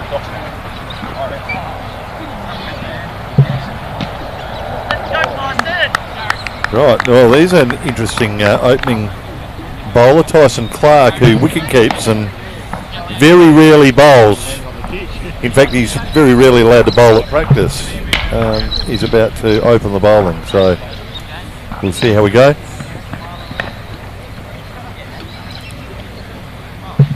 So the field fairly quickly at this stage is we've got the wicket keeper, we've got first slip, we've got a guy at point. Looks like a guy will come into the covers. We've got a square leg, a mid-wicket, mid-off, and a deep mid-wicket. Tyson Clark will bowl right arm over the wicket. Fairly friendly. In fact, he may not. He's got a blood nose, so he's being replaced already. So I think the moment has come. The actual moment was too much for him to open the bowling, and he's had a blood nose. So now opening the bowling is going to be maybe Jared Blenkinsop, I think. No, it is. It's Ben Winder. Can't keep Ben out of the game, batting and bowling. Once again, Winder's been a prolific player this year with over 200 runs. Steve, I've managed to source the cult figure himself. Have a bit of a chat with you before just after coming off. Yes, Ben Izzle. So I'll pass over to him for a bit of a debrief on that innings and the bowling. Good morning, Steve. Good morning, Blake. Maria, who's played the ball in the air to fine leg, just dropped short. How are you, Blake? How did you find the bowling out there? Look, mate, it was hot. It was very hot, but look, I had a few good ones, a few sloppy ones, but really got my in by the end of the innings there. We thought you bowled a very good first over. Thank you. And you went for the one. It's a nice ball. Milo just squeezed it into the point area, and the single has been taken.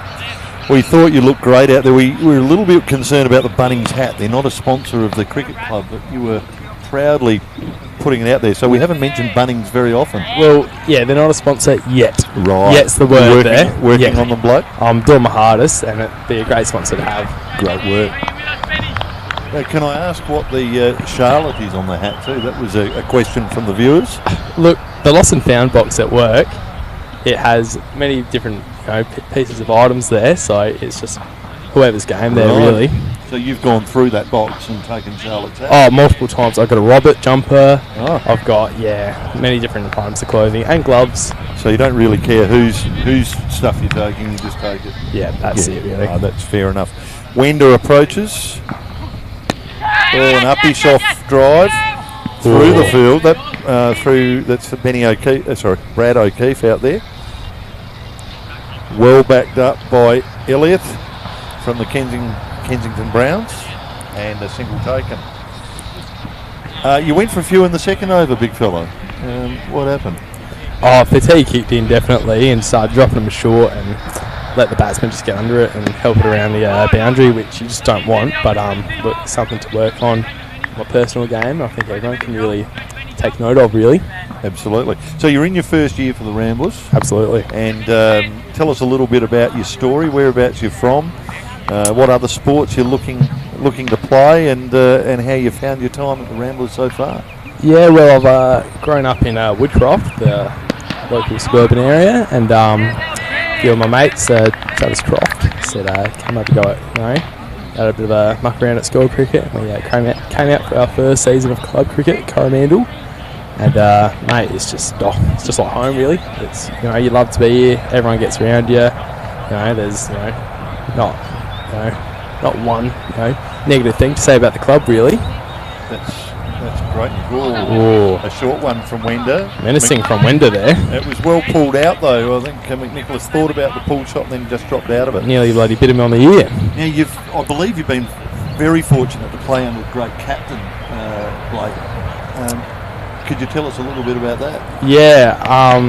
So the old man Steve Davenport, he pretty much runs the show. I heard he may have a few runs under his belt, but I'll let the stat rat get you to tell you about that one. But no, he's a great bloke, and ask him about the sponsors. He loves the sponsors. How have you enjoyed playing the actual game? I mean, you're new to it. You came out at the start of the season, looked a bit rough. Yeah, looked a bit rough, and now 2 wickets on the weekend, and you look like taken more. Should have had more. A couple of drop catches as well. So you're up around the 10-12 wickets. Yeah, well, definitely enjoy it. It's a bit harder than it looks like on TV, but learning each training session and each different bloke I speak to's got his 10 cents to give me to improve on my game, and if I grab enough eggs from everyone's baskets, then here I am. That is excellent. So we've got the bowler now is Elliott from Kensington, and he's bowling at Jaden Rhea. He's a cheeky little character, the old Jaden Rhea. Yeah, I really think Jaden Rhea can really knuckle down here and maybe hit some big sixes, to be honest. He's a bit of a little pocket rocket, as we like to call him. He has a lot of power from him, from a small body. He talks the talk, doesn't he? But he's starting to walk it now. He's made 350s this year. Yeah, that's it. Oh, that's a bang shot. See, that's just what you like to see, isn't it, Stevie? It is. I think that was well put away. He looked good in the field. That hair sticking out as he runs the boundary line. I'm not sure if you noticed, but he's more comfortable with the one-hand catches than the two-hand catches off the ground. Yep. I'm not sure how he does it, but it looks like he doesn't even look at the ball. He just swipes and snatches it. Oh, beautiful shot. And he's just sliced that one into the cover area, and no run, well fielded. He's bowling quite a tight line. What can you tell us about Milo McNicholas there, Stevie? Well, Milo has come through the junior program, through our junior program, which was, as we said, started by Ashley Bryant, and he showed a lot of promise. He's been playing now in the Section 8 and 10 side for the last couple of years. He's a big fella. He bowls the big hooping in swingers. Doesn't always get it right. He's been a little bit inconsistent, but he had a great game just a couple of weeks ago. He took a couple of wickets and really looked good. He was right on track, so we want to see more of that from him. As a batsman, he keeps telling us he's okay, but I think he's only made 5 or so for the year. He's certainly not had tons of opportunity, in fairness, but he's been working out hard at practice. Yeah, well, I'm playing with them this Saturday to, for the E grade section 10 to potentially get into the finals. So we are batting. So this could be the time for Milo McNicholas to step up to the crease and really knuckle down, as we say. As we say, it's marvellous what a difference Milo makes. You a bit of a Milo man, Steve? Yeah. No, I prefer my quick. Do you? Yeah, never really been I don't mind it. Do you have a favourite flavour?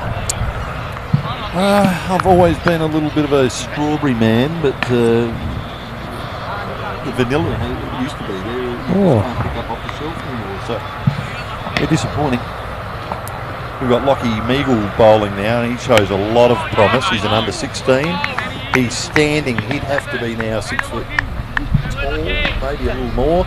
Looks like he is going to be a lot taller. He's had a look at his brother the other day, and quite a tall fella. He played with us in section 10 against Adelaide Lutheran, and on a day where their batsman really got on top, he bowled a pretty good spell. Oh, guilty! There's the Metro Holmes stumps going all over the place. Milo. Have a look at that. If only they'd flash for a little bit longer even. I'd really like to see that, but that's a great ball. Yeah. He's been bowling a good line. Yeah, he has, and Milo kind of had the right idea there, but just didn't pull it off. Didn't execute? No, didn't execute, and that's probably the most important stage of a batting swing. Disappointing. No. I think this is Josh Payne coming out the bat. Joshy Payne, now he's interesting. Josh Payne is he's been really good. He's playing seniors also, playing in the junior competition this year. Josh has made 280 runs and taken 19 wickets, so a real all-rounder. Saturday he took 4 for 17 off of 10 overs and felled a guy with a short ball into the ribs. And a sing short ball, cracked his ribs, it looked like. Very sore, didn't he? Very sore.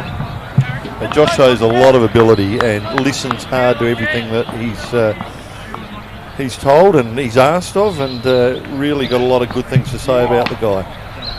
Yeah, almost Cameron Green vibes to say, Steve. Yes. He's got the long levers, he's got the chains, he's got this beautiful seedy mo that is growing.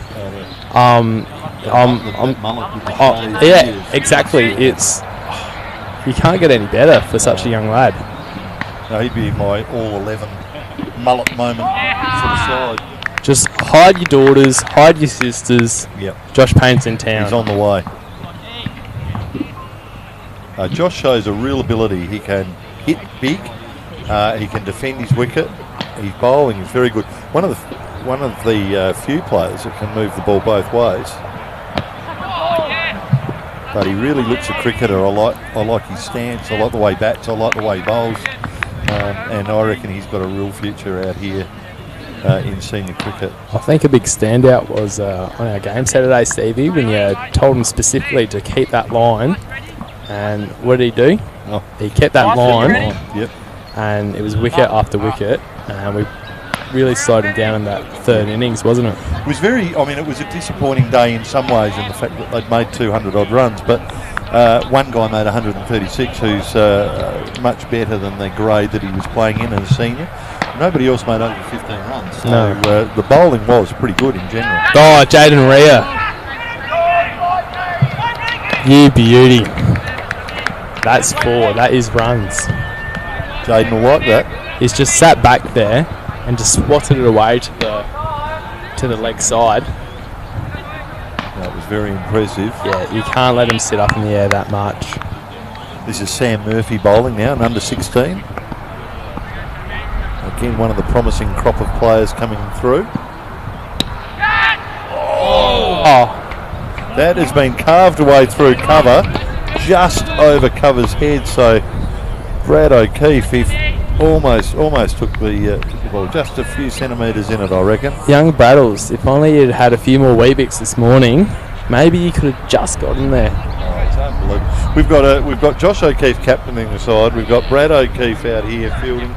His mum's out there on the barbecue. His dad's looking after something else. O'Keefe's everywhere. Murphy again approaches. Good ball. As Jaden Rhea playing forward and missing. Just misjudged that there, but he's really, not sure if it's a change of pace or just the slow to fast, but he's really just sucked Jaden in there. It's good, very good length. That drew him forward and just moved away from the bat. Jaden won't like that at all.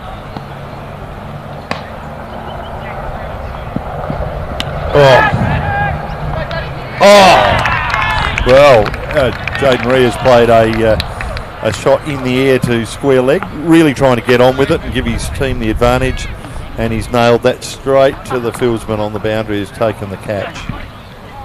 That's a lovely catch to walk back into the box on, Steve. Beautifully done. How many did Jaden make, Zach? We're just going to the Zach Howe scoreboard. 14 off how many balls?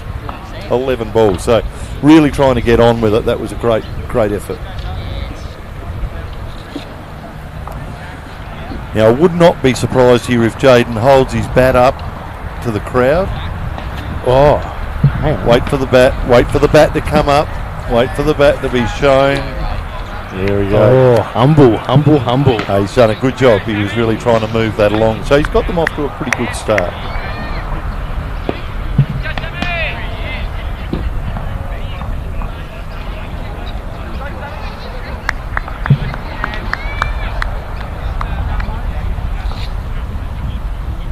Steve, I've just been at the bar in that little break I've had and picked up a nice softie and a burger. Oh, nice. Rubbing it in. I see there's an O'Keefe behind the barbecue as well, Jared. Pretty standard. O'Keefe to be all over the club. Leave by a lunch the con. It was a wide. Vance he's had a great year, 180 runs so far this year, and he's looking set for a high 200s, I think, maybe a 300 run season. Shows a lot of promise with that now. Absolutely. Again, very wristy, and he plays the ball into spots where others don't. He's a good runner between the wickets. Very tall, elegant-looking batsman too. He loves hitting off his pads. I've seen his bowling class off the pad. He's able to flick it out just for that single and rotate the strike, which has helped us many times. I think 250s this year too, 2 half centuries. Look at that. Ouch. Just into the cover and no run. So it's his second year at Coromandel Valley. I feel like his first year was more him dipping his toes in the water, getting a feel for around the club, and this year's really just blossomed, hasn't he, Stevie? Absolutely. If you like. He dipped his toe in the water last year and the piranha bit him off. Unfortunately, he didn't get going with the bat, but then again he batted down the order a little bit more because he was doing more bowling. This year he's come up and he's batting at number 3 every week, and he's the confidence that we're showing in him is really playing, which has been fantastic. Speaking of joining the club, Blackie, how have you found your first year here? Yeah, we've talked about this briefly previously. Really enjoyed it. Look, it's Coromandel, great club. Bloody sign up if you're thinking about it. Hang on, just before you go on, that's Coromandel Ramblers. Coromandel Ramblers. That's right, as opposed to the other side up the hill. We won't mention that name.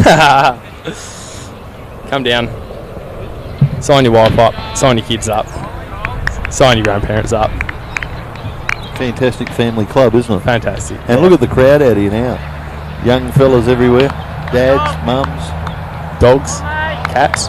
Partners. I think there's my partner. There's even a bird down in front of us watching, enjoying. Indeed. We're a dog-friendly club, Jared. That's wide. Jared, just tell us a little bit about the mic that we've got down on by the oval. Yeah, we've introduced a special effects mic today just to pick up a bit more of that game sound. I hope you're enjoying that at home. A bit more of an immersive experience, Steve. Oh, that was the word I was searching for, Jared.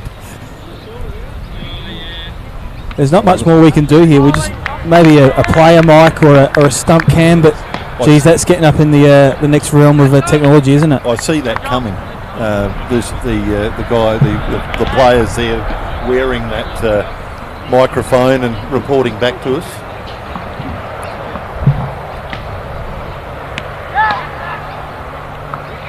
There we go. That one's He's really slashed hard. That was, again, is that Josh Payne?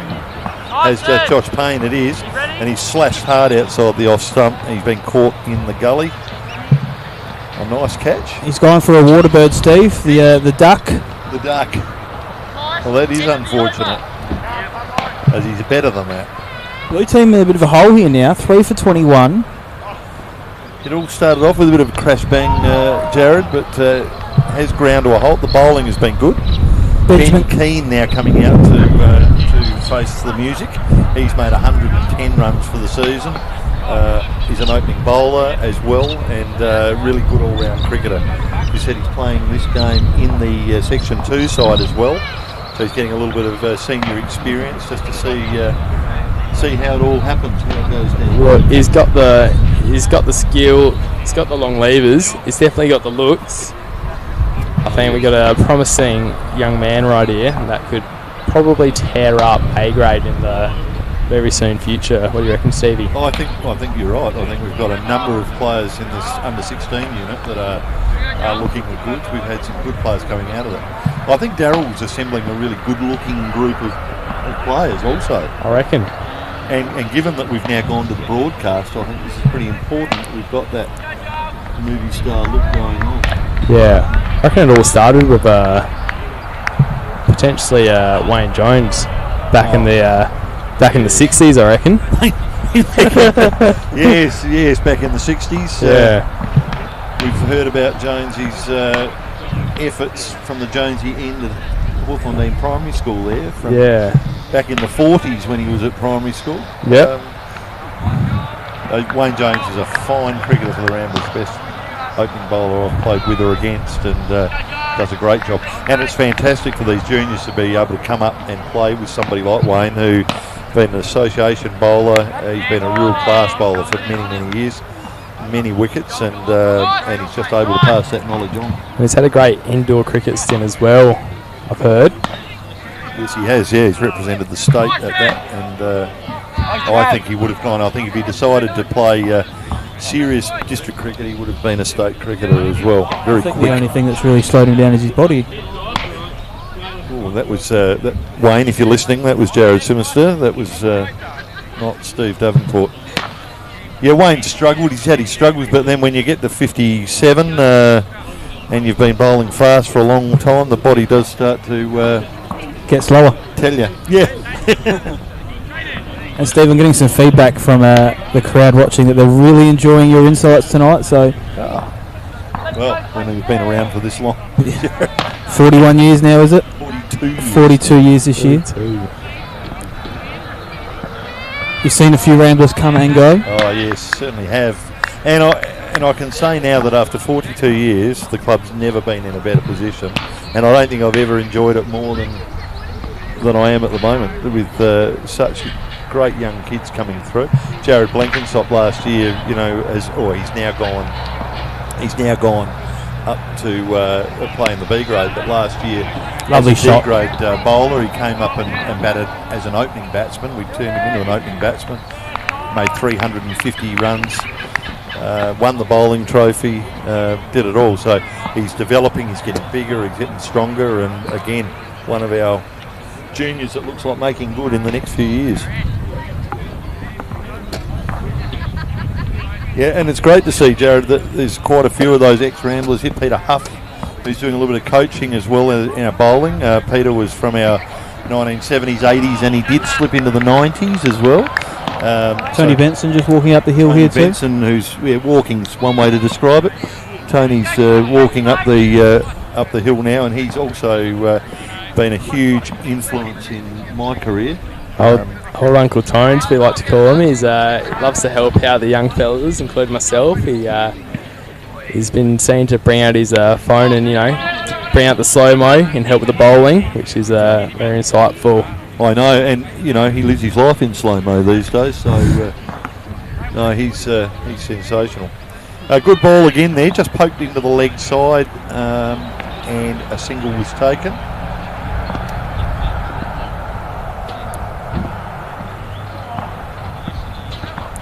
Big swing by Bunch Khan, not quite hitting the mark there. It's a good little patch here for the white team, holding the blue team back. Playing very sensibly there, putting the ball into the gaps. Vance looking good. Are going to have to push it along a bit, Jared. Yeah, they're just the 2 runs from this over. Vance here's you. Delightful drive. Absolutely penetrated through. Sort of slog sleep drive. Benny Wender. Gone all the way down to deep mid on. Ben Wender's chased it to the boundary, flicked it back inside to Joel Bates, and the boundary has been avoided. Finished off with a cheeky bum squeeze there by Joel Stone. Yes, we don't like to see the old bum squeeze in junior development, but there you go. No, very nice. Vance, a beautiful drive too. That looked great. The Vance just looking to see if there's someone that wants to take over from him, but unlike the Whites, they've lost 3 already, Steve, so there's a bit less to choose from in the sheds. He's going to have to make the most of his opportunity here to get the team through. Is this Clark? So Clark, a traditional wicket keeper for the A grade Section 1 team. I think, there's a lot to like about Tyson. He's a great bloke. He's a good batsman. He's a good wicket keeper. But bowling isn't one of those good things, and I think he's just shown there why he's a wicket keeper with that last delivery. Blake, we're going to see you putting on the pads tonight. Do you need to get out of here soon, or? Potentially. I'm coming in 8, so I think when Bunch departs, you chuff out of here in the commentating box. Well, you've had all the insight from the commentary team, mate, so you know what you need to do now. Definitely walk in, just swinging like a mad woman, to be honest. Just get the ball, get behind that ball, mate. We need to pick up some runs here for the blue team. A few quick singles will get you back in the hunt.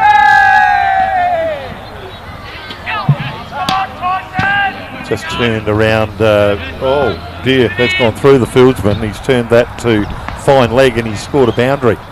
Tyson won't be happy with that. One of those other things to like about Tyson is that he tucks his shirt in. He's a cricketer's cricketer. He's got the look, hasn't he? He's got the long sleeve shirt, the long pants. There's no mucking around with Tyson. Thank you, Blakey, for your time with us today, mate. Oh, he's just turned his mic off. No worries, boys. Cheers for having me. We'll look forward to seeing some big see you on the cam. Yeah, see you out there, mate. Hitting bombs. We're looking for that. Again, a good ball, and has just been pushed onto the leg side. Fielded, no run.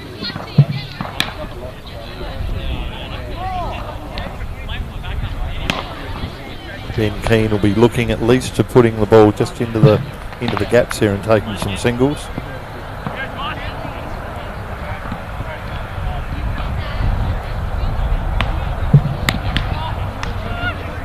I think we just need the blue team to start pushing those singles a bit more now. They're getting to the point where they're a little bit behind the run rates. They need to keep that the strike turning over, just adding those runs one at a time.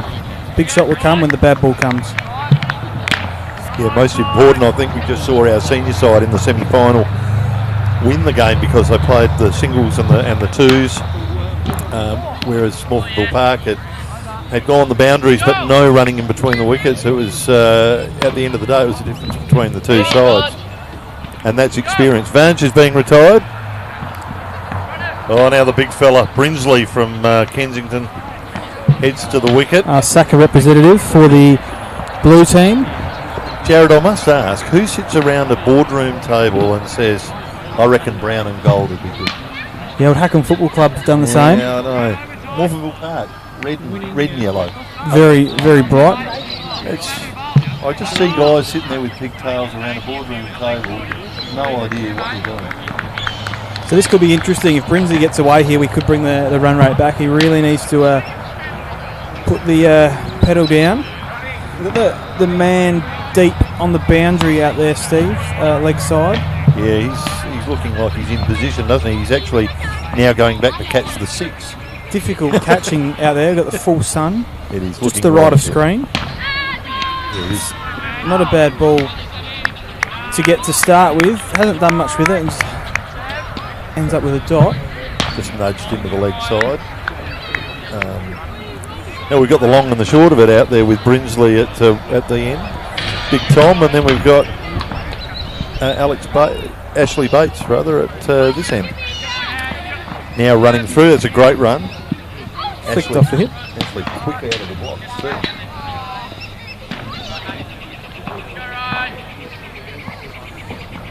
So they've gone deep with two, haven't they? They've got one at mid-wicket, one at square leg. They've got a deep, I'll say it's a deep cover, or a deep extra cover. More of a deep point, I reckon, Steve. Well, it does look like that from here, but I'm thinking we just skew whiff to it. Oh dear. Well, that could be a no ball. It's a full toss in his... There has been a no ball from the square leg.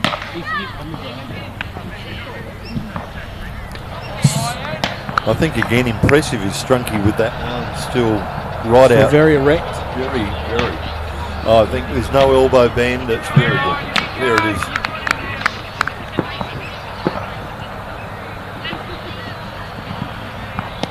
Lovely shot off the hip again.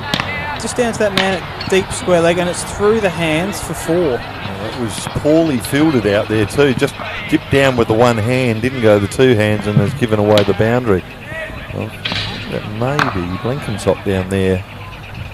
Hard to tell, he's hanging his head low. Yeah, he's been keeping out of the way of his skipper there after that effort.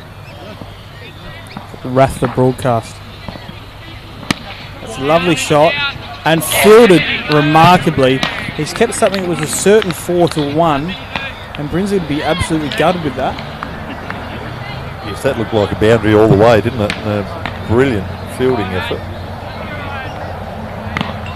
I want to say that's Josh Payne out there, but I think that one's going to have to be a wide. No, umpire's again fallen asleep at the wheel. Andrew's been very inconsistent with that call all day, hasn't he? Well, that's enough from the scoreboard, I think.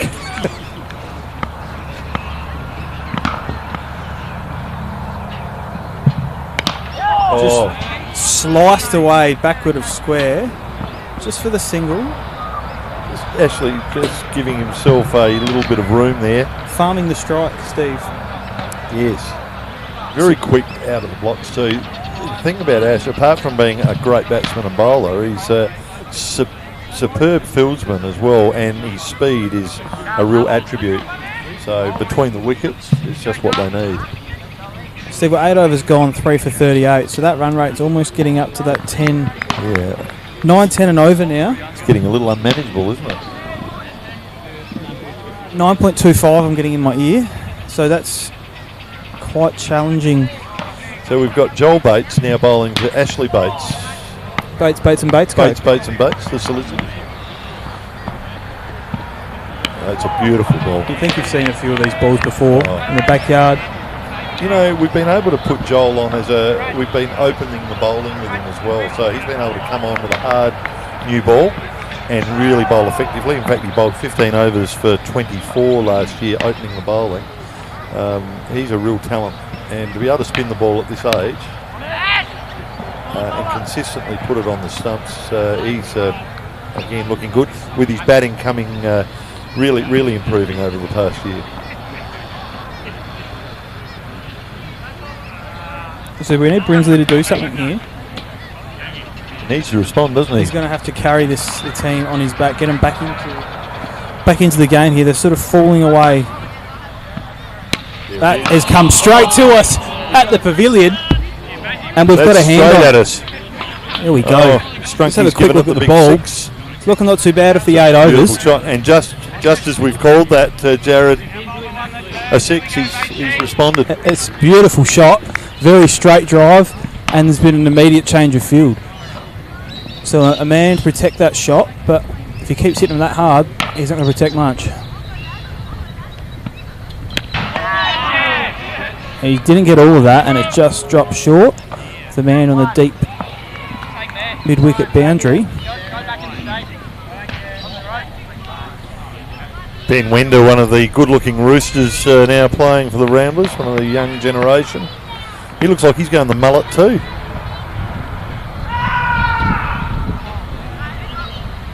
I think a wide is could be a wide and an extra there too. There it is. Now I think Andrew, who commentated last week, has taken note of the criticism of the umpire bending the elbows, and he's really getting it right. Go, Jolly! Really time from a Metro Homes moment. We haven't had one for a Well, while that's now. the least thing that the blue team need here. Brinsley needs a couple more sixes. And that's what he's done. That's a lovely shot. The crowd is in danger, and it's hit the barbecue trailer on the full. It's an incredible shot from Brinsley. I think he's put it into the barbecue trailer. And there wasn't much huff or puff about it. Just a lovely timed shot. We might have a short delay in play here now. With loss of the ball in the creek. It's taken a very rough bounce, I think, Jared, and yes, may we have ended might in end the up creek. with the second ball. No, we have found the ball. Found the ball. It's got to be a free sausage there to the president. Free sausage.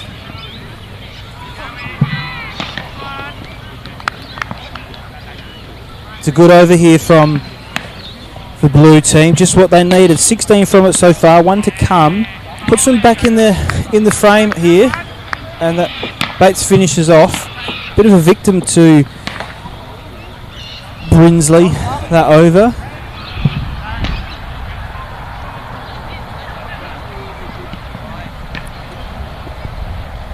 Well, here we go again. If I just say O'Keefe, it's likely to happen. We've got the Bear now marking his run up. Brad O'Keefe, who's had a good season. He's bowling at Ashley Bates, both under 16 cricketers, both with huge futures at the club.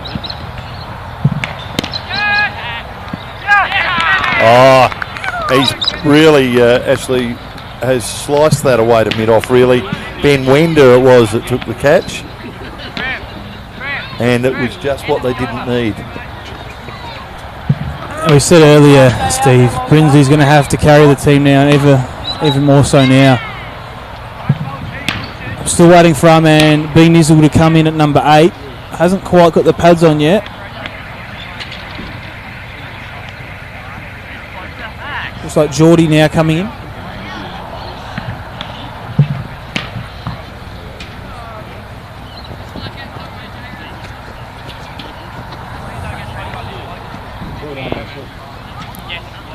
That was a good dig. So we've got now Brad O'Keefe, who's taken a wicket with his first ball. So it's an O'Keefe sort of night at the moment.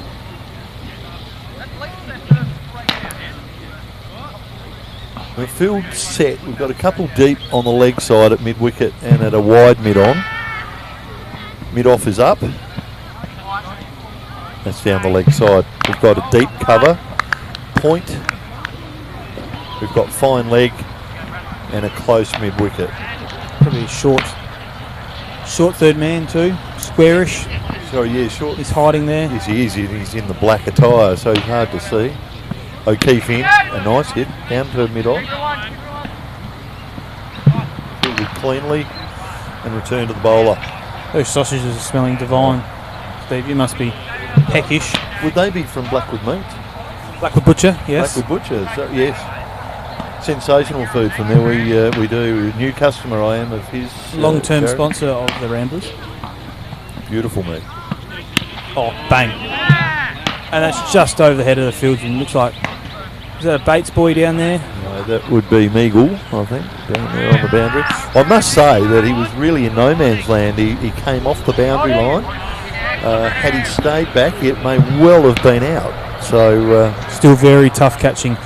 You can see the shadows casting across the oval now, and that gives you an idea of how low that sun is getting in the western sky. Oh, the shorter ball. He's just bowled that into the wicket, hasn't he? He has. Just knocked onto the leg side. Bit of you are not hitting me for 6 on this ball.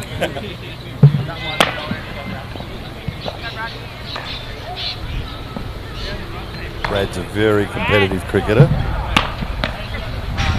Approaches the wicket and bowls. Nicely stroked by Brinsley.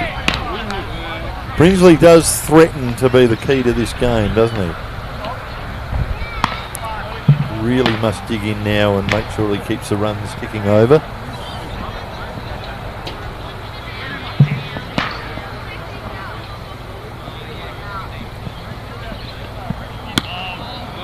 Defended. Brad bowled very nicely there. That is the over now. We've got the skipper Crofty coming out. Oh, is he bat? No, he's not. He's pulling. He's pulling Brinsley. Oh, you're a bit slow, Steve. Louis. Get Brinsley on the way off. Okay, so what are we thinking on the way out? You want to hit some bombs? I think you're going to have to do it because you're starting to fall behind the run rate. Confidence, well done. Well, Steve. Well done. Back in the shed now. What did you think of that innings? A couple of very promising young cricketers here at Ramblers. Nice little leg spinner.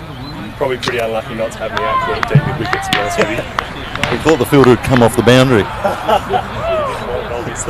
Well batted. So that was Steve just speaking to Brinsley, our SACA representative, as he come off. Lewis very confident as he goes out. Didn't quite catch what he said, Steve. Wanting to hit bombs. Wants to hit bombs. Take after me. Geordie's just gone ham. I think that's one of his second or third balls. It is. That's his third ball for the day. He's just got away with the single there. So this is Declan Cram now, better known in the last 2 weeks as a wicketkeeper in the Section 10 side. New to the club this year. A relative of the Brodie clan. That might be a wide. Yes, it is. Blue team moves to 61. Declan's a great guy to have around the team too. Enthusiastic. Doesn't mind me fielding him from square leg to square leg. So Brinsley's made a little bit of effect on the run rate, bringing it down to 8.95 required. Oh, the Metro home stumps tumble. How good do they look on the Blackwood Dino Tune replay?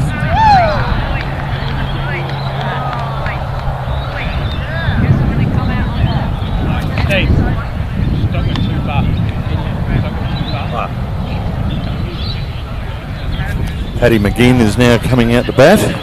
He's given us the thumbs up. And we'll just have a chat to Louis. Louis was pretty big. He was going to hit bombs. He's provided us with a Metro Holmes moment. On his first ball, Steve. First ball. Unfortunately, the bomb didn't happen. And I just want to have a chat to him about the innings. So that was fairly short but sweet innings, Louis. Yeah, not as I hoped. What sort of bombs were they? Not bombs. That's right. Well done. Good ball. Sucks when you get a bad ball first ball, Steve. I'm sure we'll look forward to watching that one on the replay. Well, he won't have to do a lot of looking tonight to the highlights. It'll just be the one ball and off to bed. Straight to that wicket ball. D. Cram takes Al Riley. He might have to retire to the swag out the back. So Cram for a wicket keeper, 1 for 2. Oh, I thought he was in for another Metro Holmes moment, and that looked very juicy. It did. Cram looking very impressive, but Paddy McGinn already looking a lot better than his father with the bat. His dad Peter was a great number 11, able to hang around for long spells. Look at that. That's a very, very tight line, Steve. Very nice. Tight line, but look at the batting. Defence. Keeping that ball out. We've all been at number 11 though, Steve. I started there and I haven't got much further up the order. Yeah, can't say I know about that, but... tell us how many runs you've made, Steve. It's all right, every run's a record. That's a nice shot, the run. Unlucky one. A run out possible. Unfortunately, Cram just moved away from the stumps and it bounced. Not a great bounce for him either. Just plugged in the turf a little bit on the outside of the wicket. Stuck up. The guys have now gone deep again out on the leg side. We're just looking in the shed. We've got Sullivan and Croft with the pads on. A swing and a miss. He's here for a quick time and a good time, isn't he? Yes, that didn't look promising, but this is Rowley. It's Wade plays. An entertaining 30, I believe, on the weekend in the C grade, which enabled them to reach the high 300s. Bit of confidence. Advances. Very nice shot down the ground. Gary Hankey's got that Section 6 side humming, hasn't he? I believe after making the 100, he and Rachel were able to discuss the game at length over tea, and then later in the bedroom, and then again the next morning over brekkie. I'd be discussing 100 if I made one, Steve, all Yes, I day. would. Yes. Doing quite well in the C grade at the moment. I think they're just fighting for the fourth spot. Yes, they are. Yes, fourth or third. The way they're playing at the moment, they look the goods. But they really have to win 2 of their last 3. Oh, just really clamped down on that ball. Rowley's putting together a few runs now on the T20, and then in last week in the Section 8 side. That one's up. And it's been dropped. 10 metres from the boundary. Is that young Keane there? Ryan Dreschler. No, I think Dreschler. that was. And probably a Ryan doesn't drop too many catches very either. standard catch in the end. Yeah, it was. It carried a little bit further. I think he thought it was probably going to dip on him, but it really was comfortable catching high. Went with the fingers down approach as opposed to the fingers up. Yes, I've always been a fan of the fingers down in that position, but there's a time and a place for both. Oh, bounced. You can see the intent here from Geordie. It is to go big.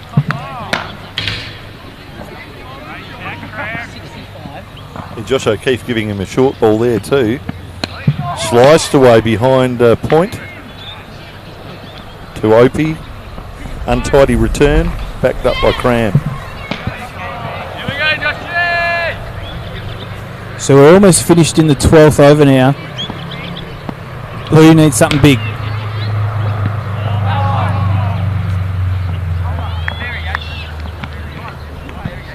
Yeah, Paddy McGinn there needing to just push on now. Might just go get the inside scoop, Steve, and see who's next in to come. Yes, we've got some work to do here, the blue side. Started very promising. Who's next in, boys? But now just getting behind Sally? the run rate. How's it going? So what's the plan here, mate? Because you need the mic to talk, mate. Let me talk, then I'll hand it to you. All right. So you got 8 overs left, and you need close to 80 runs as that ball's sort of bunted out to cover. Hit out or get out. Yes, Very good. And Bean is into the cover. Yeah, just slicing it focus and on the running on the shot. reel. So a nice That's what I like to hear. single. Remember, it's only on the highlight reel if it's a 4, Paddy 6 or a McGinn now wicket, needs so to do you've the same. got a good Just chance of needs getting to the put it wicket into one. the gap and keep turning that strike over. The bad ball's got to be put away.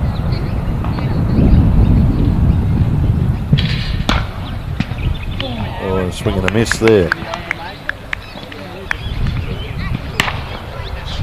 Yeah, the runs are really starting to mount up now. The rate is starting to add up, and the blue team really have to find a run. The bowlers are doing a very good job on the white team and keeping the runs to a minimum. 10.7 the current run rate, Steve. That one has been chipped over the top.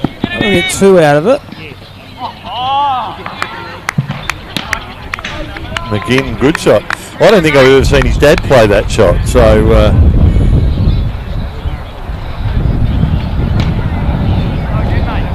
Dad would be watching with awe, or in awe. Lovely temperature here now, Steve, as the sun drops away. That really needs to be a single there. Yes, it is. It's very comfortable now. Nice breeze. Probably still in the low 30s, but looking really good. So it looks like we've got Sullivan coming in next. And as you heard a few moments ago, it's hit out or get out. And that is a shot over. This be it. Oh, Tyson dives, trying to catch the ball over his head from behind. Well, I think that just shows us always a wicket keeper.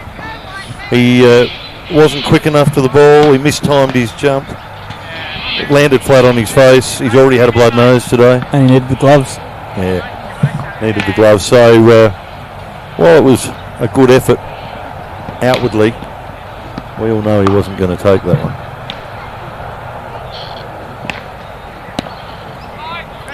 Paddy McGinn is looking very nice. Yeah, he's done a good job. 5 from 9 balls. So we've got a batsman change here. Rowley's being replaced by Sullivan. Yeah, Sullivan, opening batsman for the Section 10 side in the junior development. It's his first year of club cricket. A right-arm batsman opening the batting and leg spin bowler. So Jack has been a really good addition to the side. I think Jordan Rowley's played a good innings there, and he has his turn. He can go back in again. Now the bowling is so good they're able to keep the field up and keep the runs down, so now they must go over the top. So like I said, Steve, Sullivan's approach is hit out or get out, so I suppose it's not a bad philosophy. We've got less than 7 overs to go now, and we're needing 70 runs. Yeah, it's starting to get out of reach, but look, a couple of sixes and it turns it all around. Great to see so many practicing up there in the nets too from the side. Oh dear, Sullivan not his game early to go for the big hit either as a dour opening batsman. And also slow off the mark there. He was slow off the mark. Definite missed opportunity for a run out. Direct hit would have had him by half the wicket. Yeah, it wasn't a great throw at the stumps. He really should have been taken out there.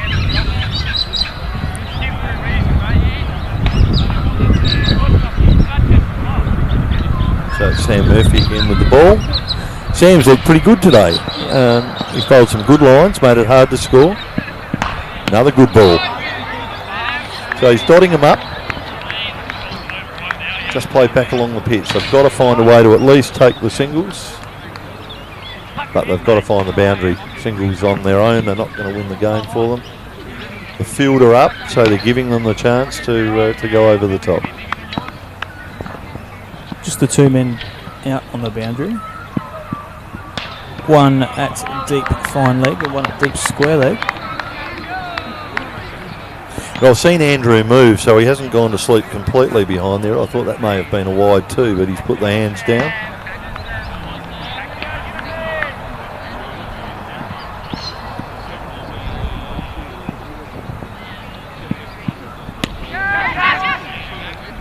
Oh, that's an unbelievable catch. Diving catch. He must have heard our previous comments. Oh, aren't I going to get that back? Commentators' curls for commentators. That was a very good catch. Paddy McGinn did what he had to do then, and that was an impressive effort from the under-16. Unfortunately, just got under it, into the cover to a fairly a mid-cover position, I guess. Tyson Clark diving forward, had to make a lot of ground and took a ripping catch without the gloves. So McGinn goes for 5. Croft comes McGinn to the crease. 5? Yeah, 5. Croft will come to the crease now, needing to find something very special for his team. Trav is the skipper of this side. He's made about 80 runs this year. Played in he's played a Section 2 game, played mainly in Section 6. Oh, Metro Holmes. There it is, look at the glow. Boy, oh boy, and he's true to his word, hit out or get out, and there's definitely been no hitting. We've just been getting.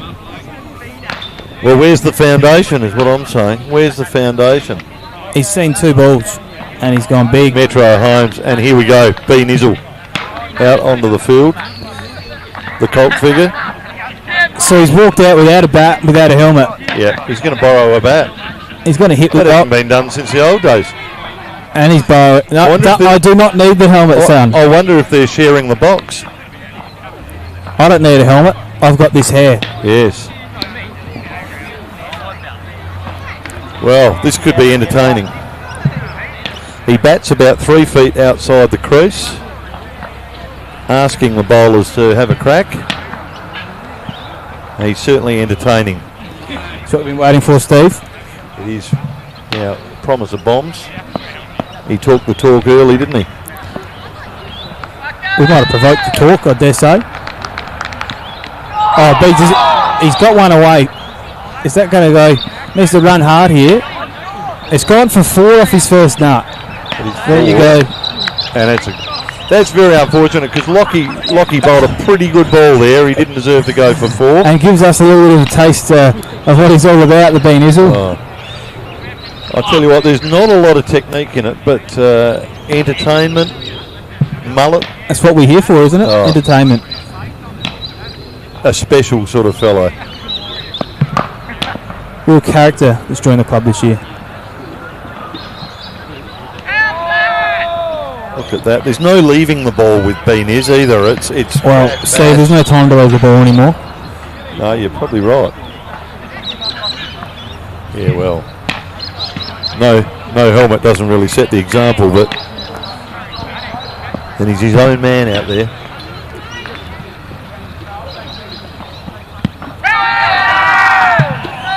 Lockie bowling a really good spell again today. He's really got the goods, I reckon.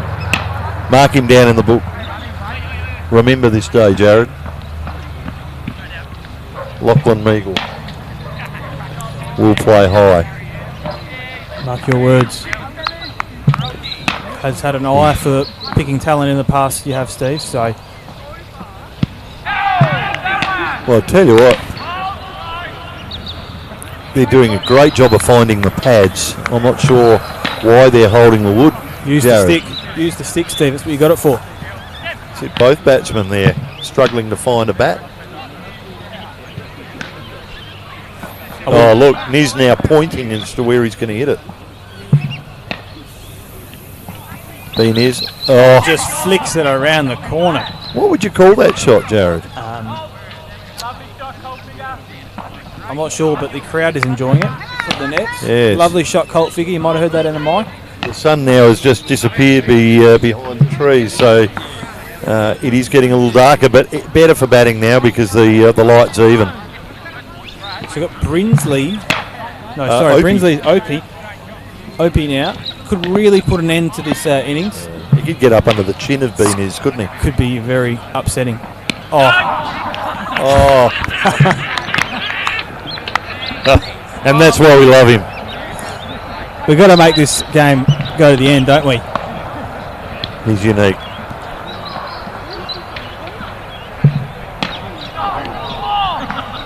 And that is unique. Yeah, I'm not sure what we call that one either. It was sort of... He's pointing to where it should have gone. He's walked halfway across. He's still pointing when I say halfway, to he's walked over the crease. And he's let that one go straight between the off stump and the middle stump. It's a good leave, Steve. If it doesn't hit the stump, it's a good leave. That is a good leave. I'd bowl short at him now. He's gone over the top of square. Point, I should say, and he wants the 2, and it's some good running. Yeah, very good running. He didn't get all of it, but sliced that away through point for 2. There's got to be more of that, Jared. I think they've lacked on the singles throughout the whole innings, to be honest, Steve. And he's been given out, stumped. Dear me. Oh no. But that's another Metro Homes moment. Look at them build the stumps, and it's just like watching them build the house. Metro Homes, sponsors of the Zinger stumps. We might try and catch Nashi on the way off, Steve. Yeah. Look, I don't know that this is going to be the easy interview, Jared, but you've got to go and take it.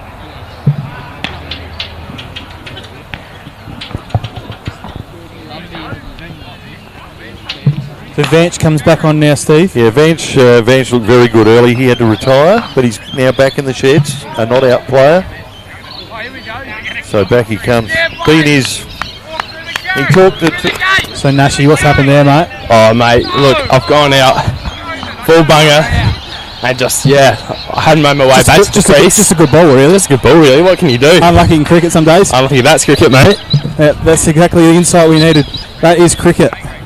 I think there Bean is one to get off rather than talk. I think he realises there that he'd let the side down. He's pushed through the request for a media interview, hasn't he? He wasn't too impressed. Very big early, but he had nothing to say on the way off. Vance looks good. That's a very good shot coming back to the crease. That will go for 4. Beats all fielders. Maybe Vance is what they need. Very Greg Chappell-like. I can see Brinsley behind us putting his pads back on. Yeah. Could there be a Vance Brinsley fairy tale? I think Brinsley is the hope.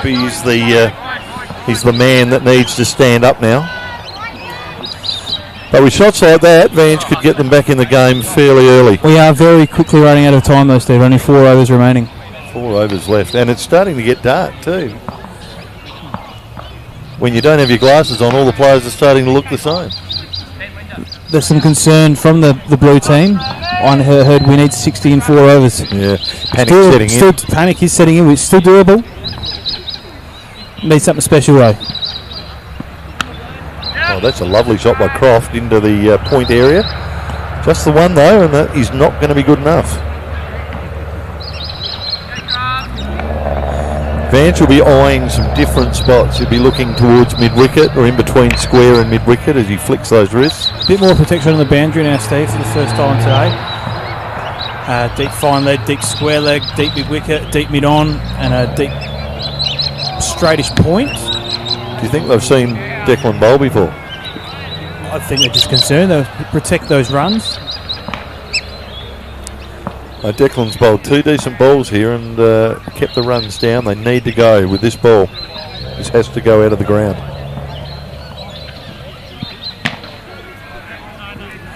And while that'll cut it on Saturday, it ain't going to do it today. It's the story of the blue team's innings, Steve. Yes, after an initial press, they really haven't looked like getting on with the game, have they? The bowling team has been very good. The Whites have done a great job. Just lacked on the pushing the singles and the twos. A bit reliant on that big shot that sort of hasn't ever eventuated. No, I think they've bowled very consistently. It's been a lot short to hit. They've got to create that now, and they're not showing that they're going to do it. So,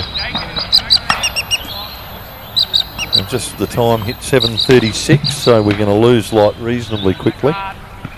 Could lose 2 wickets pretty quickly too, Steve. If we do, I hope they're bowled. Metro home stumps would be electric. Oh dear. Croft slices into the cover, but no run. Cram is bowling what is turning out to be a very useful over. He's only gone for the 5 runs off his 1.3 or 4, I think it is. Yeah, I think we're going to hear about this for a while too.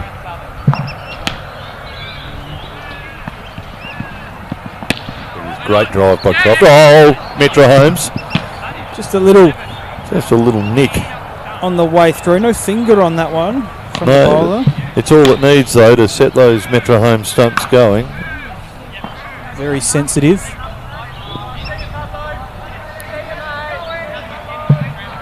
Remember, for every time you jump up and service your car, if you zip up to Blackwood Dynatune, you're also going to get a free car wash and a free hire car while they do your work. So thanks very much as our senior sponsor of the broadcast, Ricky Montserrat. I'm sure he'll be listening at home, Jared. Big supporter of the broadcast is Ricky. Yeah, backed by Repco too, so can't beat it. Oh, goes big at 6. Collected by Pablo on the hill. One hand, one bounce. Pablo just showing that hamstring is cleared up. A few more of those, Steve, and we could have a bit of an interesting finish. But at this stage, we're just a little bit too far behind to have a bit of excitement. Oh, Croft wants another one. Look at those legs pump. Are they going to take 2 or they need to go? So 5 off the last 2 balls, Jared, but I think we're needing at least double that, aren't we? Yeah, we're needing 20 and over now, the scorer tells us. Really need Brinsley out there. Brinsley's the man we need. To sacrifice their innings. Well,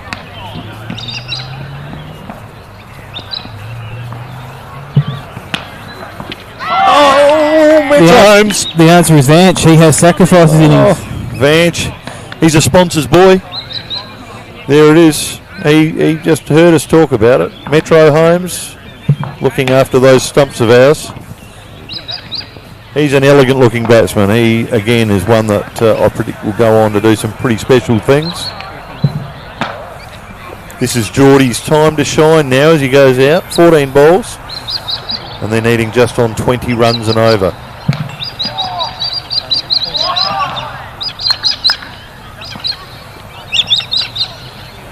It's also training night for the Ramblers today, and we've got, goodness, we must have... Absolute array of players. About 40 of them up there having a hit. And it's due to the practice, the Ramblers are enjoying some pretty good success this year. They're coming down for an extra hit on a Friday night. The boys are really excited about their cricket. As I said before, it's never been a better time to be around the club. Fantastic group of spectators. Peter McGinn on the barbecue, in the barbecue, or is he eating the barbecue? I'm not sure. All three at once.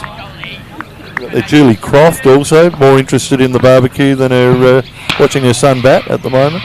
Good community lady, Julie. That's what it's all about. That one's just bunted to a squarish deep mid wicket. You get the feeling they're looking for red ink, some of these batsmen. Well, they need to go, Stephen. If they don't go, they're done here. Yeah. They've got 1 wicket remaining. So we could have a curtains called on this innings very soon. 9 for 96 now, just the 2 overs remaining. It's going to be really take some sort of miracle from here, Steve. Yeah, I can't see it happening. Brinsley just... He's the only one playing any gnashing, his teeth gnashing, waiting to get out there. We thought he was the X factor. We thought he might win him the game, but he's just left sitting on his ass over at the... he's the high scorer, Steve, on 23. The next closest is Croft, who is at the crease on 14.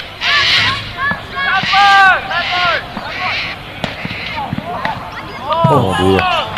That's a good ball from Josh O'Keefe. Is it Josh O'Keefe? Josh O'Keefe again, the skipper. Finishing off.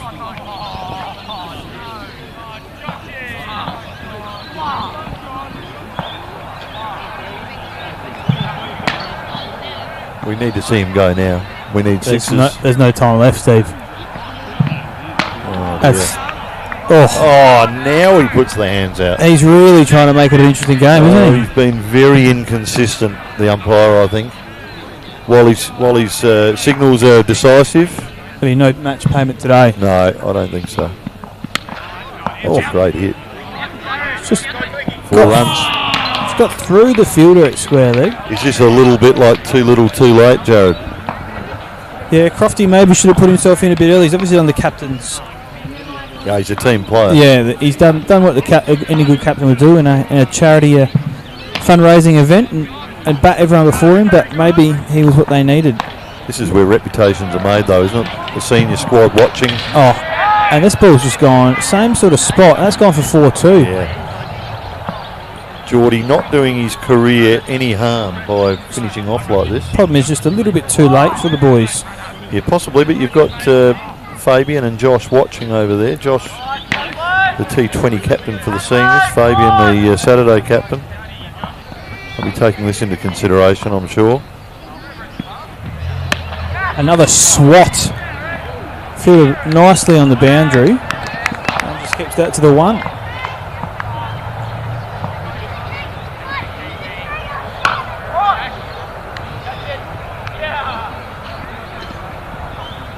Captain versus captain out here. Lovely shot.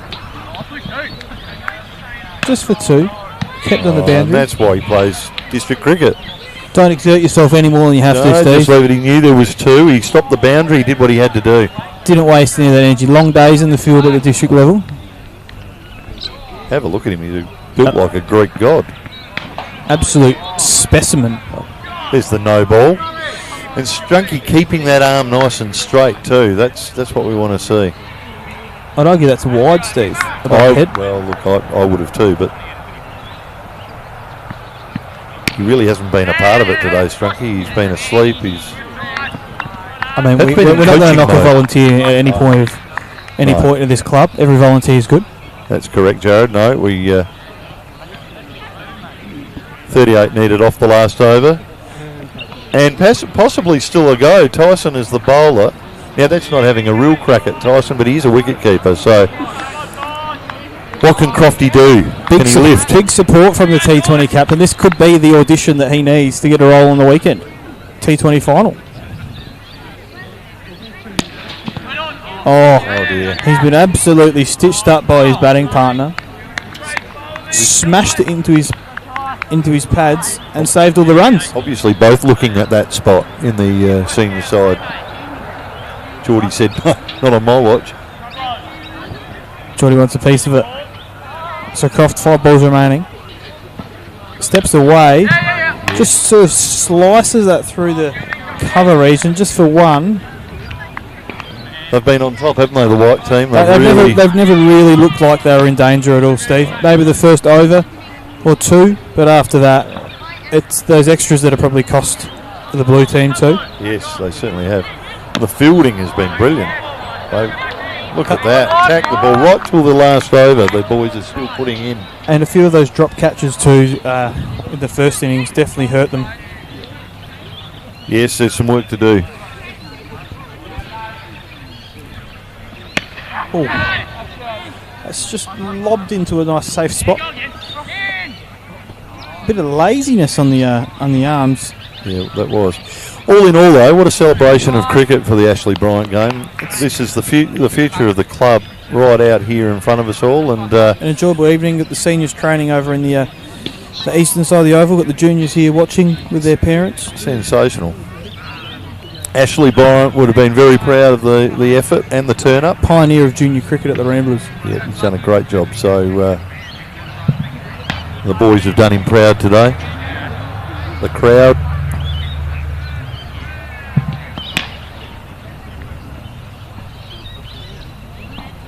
Clark just showing why he's a keeper, bowling a wide again down the leg side. Not happy with the decision. Unfortunately, it's probably going to be in the highlights, but put down to open the innings, open the bowling for the innings.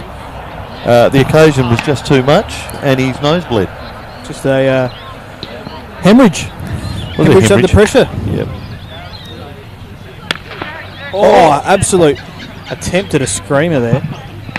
Joel Bates of Bates and Bates. Just out of the view of the frog box. And that was a brilliant effort. Really getting dark now. Quite a challenging environment. Can't be too many balls left. Just the last ball of the innings here. Oh, and that's gone straight through. That is stumps. That is the end of the game. So, Jared, if we could have a little bit of an update or a summary of the game. So all in all, I think the blue team set themselves up to fail with the amount of extras they bowled early, and then secondly they struggled to push that run rate early, and that's really cost them in the end. The extra probably 20-25 runs could have really been helpful at the end, the later end of the innings where the pressure's on. It might have relieved that larger score they needed to make. I think so. I agree with you. Who caught your eye out there today? There's a lot of good players. Let's be honest. It's hard to pick one that was really good. Rowley was obviously a bit of a cameo at the end there. Crofty also made 18. With the ball, you can't probably go past Sam Murphy. 3 for 10 off the 2 overs. It's pretty hard to beat. Sam bowled very, very well. Yes. There's a good crop of young bowlers in that under-16 team, and a good bunch that have just come out of juniors too. So just a tremendous effort. We pause for the applause by the crowd. The white team looking pretty happy with themselves. Yeah, through the gate, blokes. Jeez. We would really like to thank our sponsors at Blackwood Dynatune for putting this presentation on. Because of Ricky and his team, we've been able to broadcast this to you live and many more games in the future. To our Metro Homes Zinger Stumps, again, we're able to provide these sort of products because of our sponsor, and Metro Homes have been very generous. So once again, a great effort. I guess at this point we'll look to sign off. Yes, Steve, it's been a pleasure again today. I think you might be back on Sunday afternoon for the T20 at Cove. Yeah, so I guess we'll just run through the weekend. We've got Friday night, we've got the under 14s playing their grand final up at Hewitt Sportsfield. We've got the under 16s playing their semi-final down at Denham Avenue for Morphettville Park. And the seniors will play the grand final against Cove at Cove Sports Ground. Big weekend of cricket, Steve. Fantastic. So we'd certainly like to encourage our crowds and our boys to get out and amongst it. If you can get down there and support any of those games, we'd certainly encourage you to do so. The boys have worked very hard thus far to get into this position, so please get out there and be a part of the Ramblers. Just you can just see on screen now, just a group photo to finish off the day, which has been a great day. So thanks again, Steve. Yeah, we'd like to thank Zach Howe too for his efforts with the scoring. He puts in his time doing that game after game. So thanks, Zach. He's a constant assistant to us, isn't he? He certainly has been. So once again, thank you very much, Jared. It's been a pleasure bringing this game to everybody, and we look forward to seeing you again on Ramblers TV. Thanks, Steve.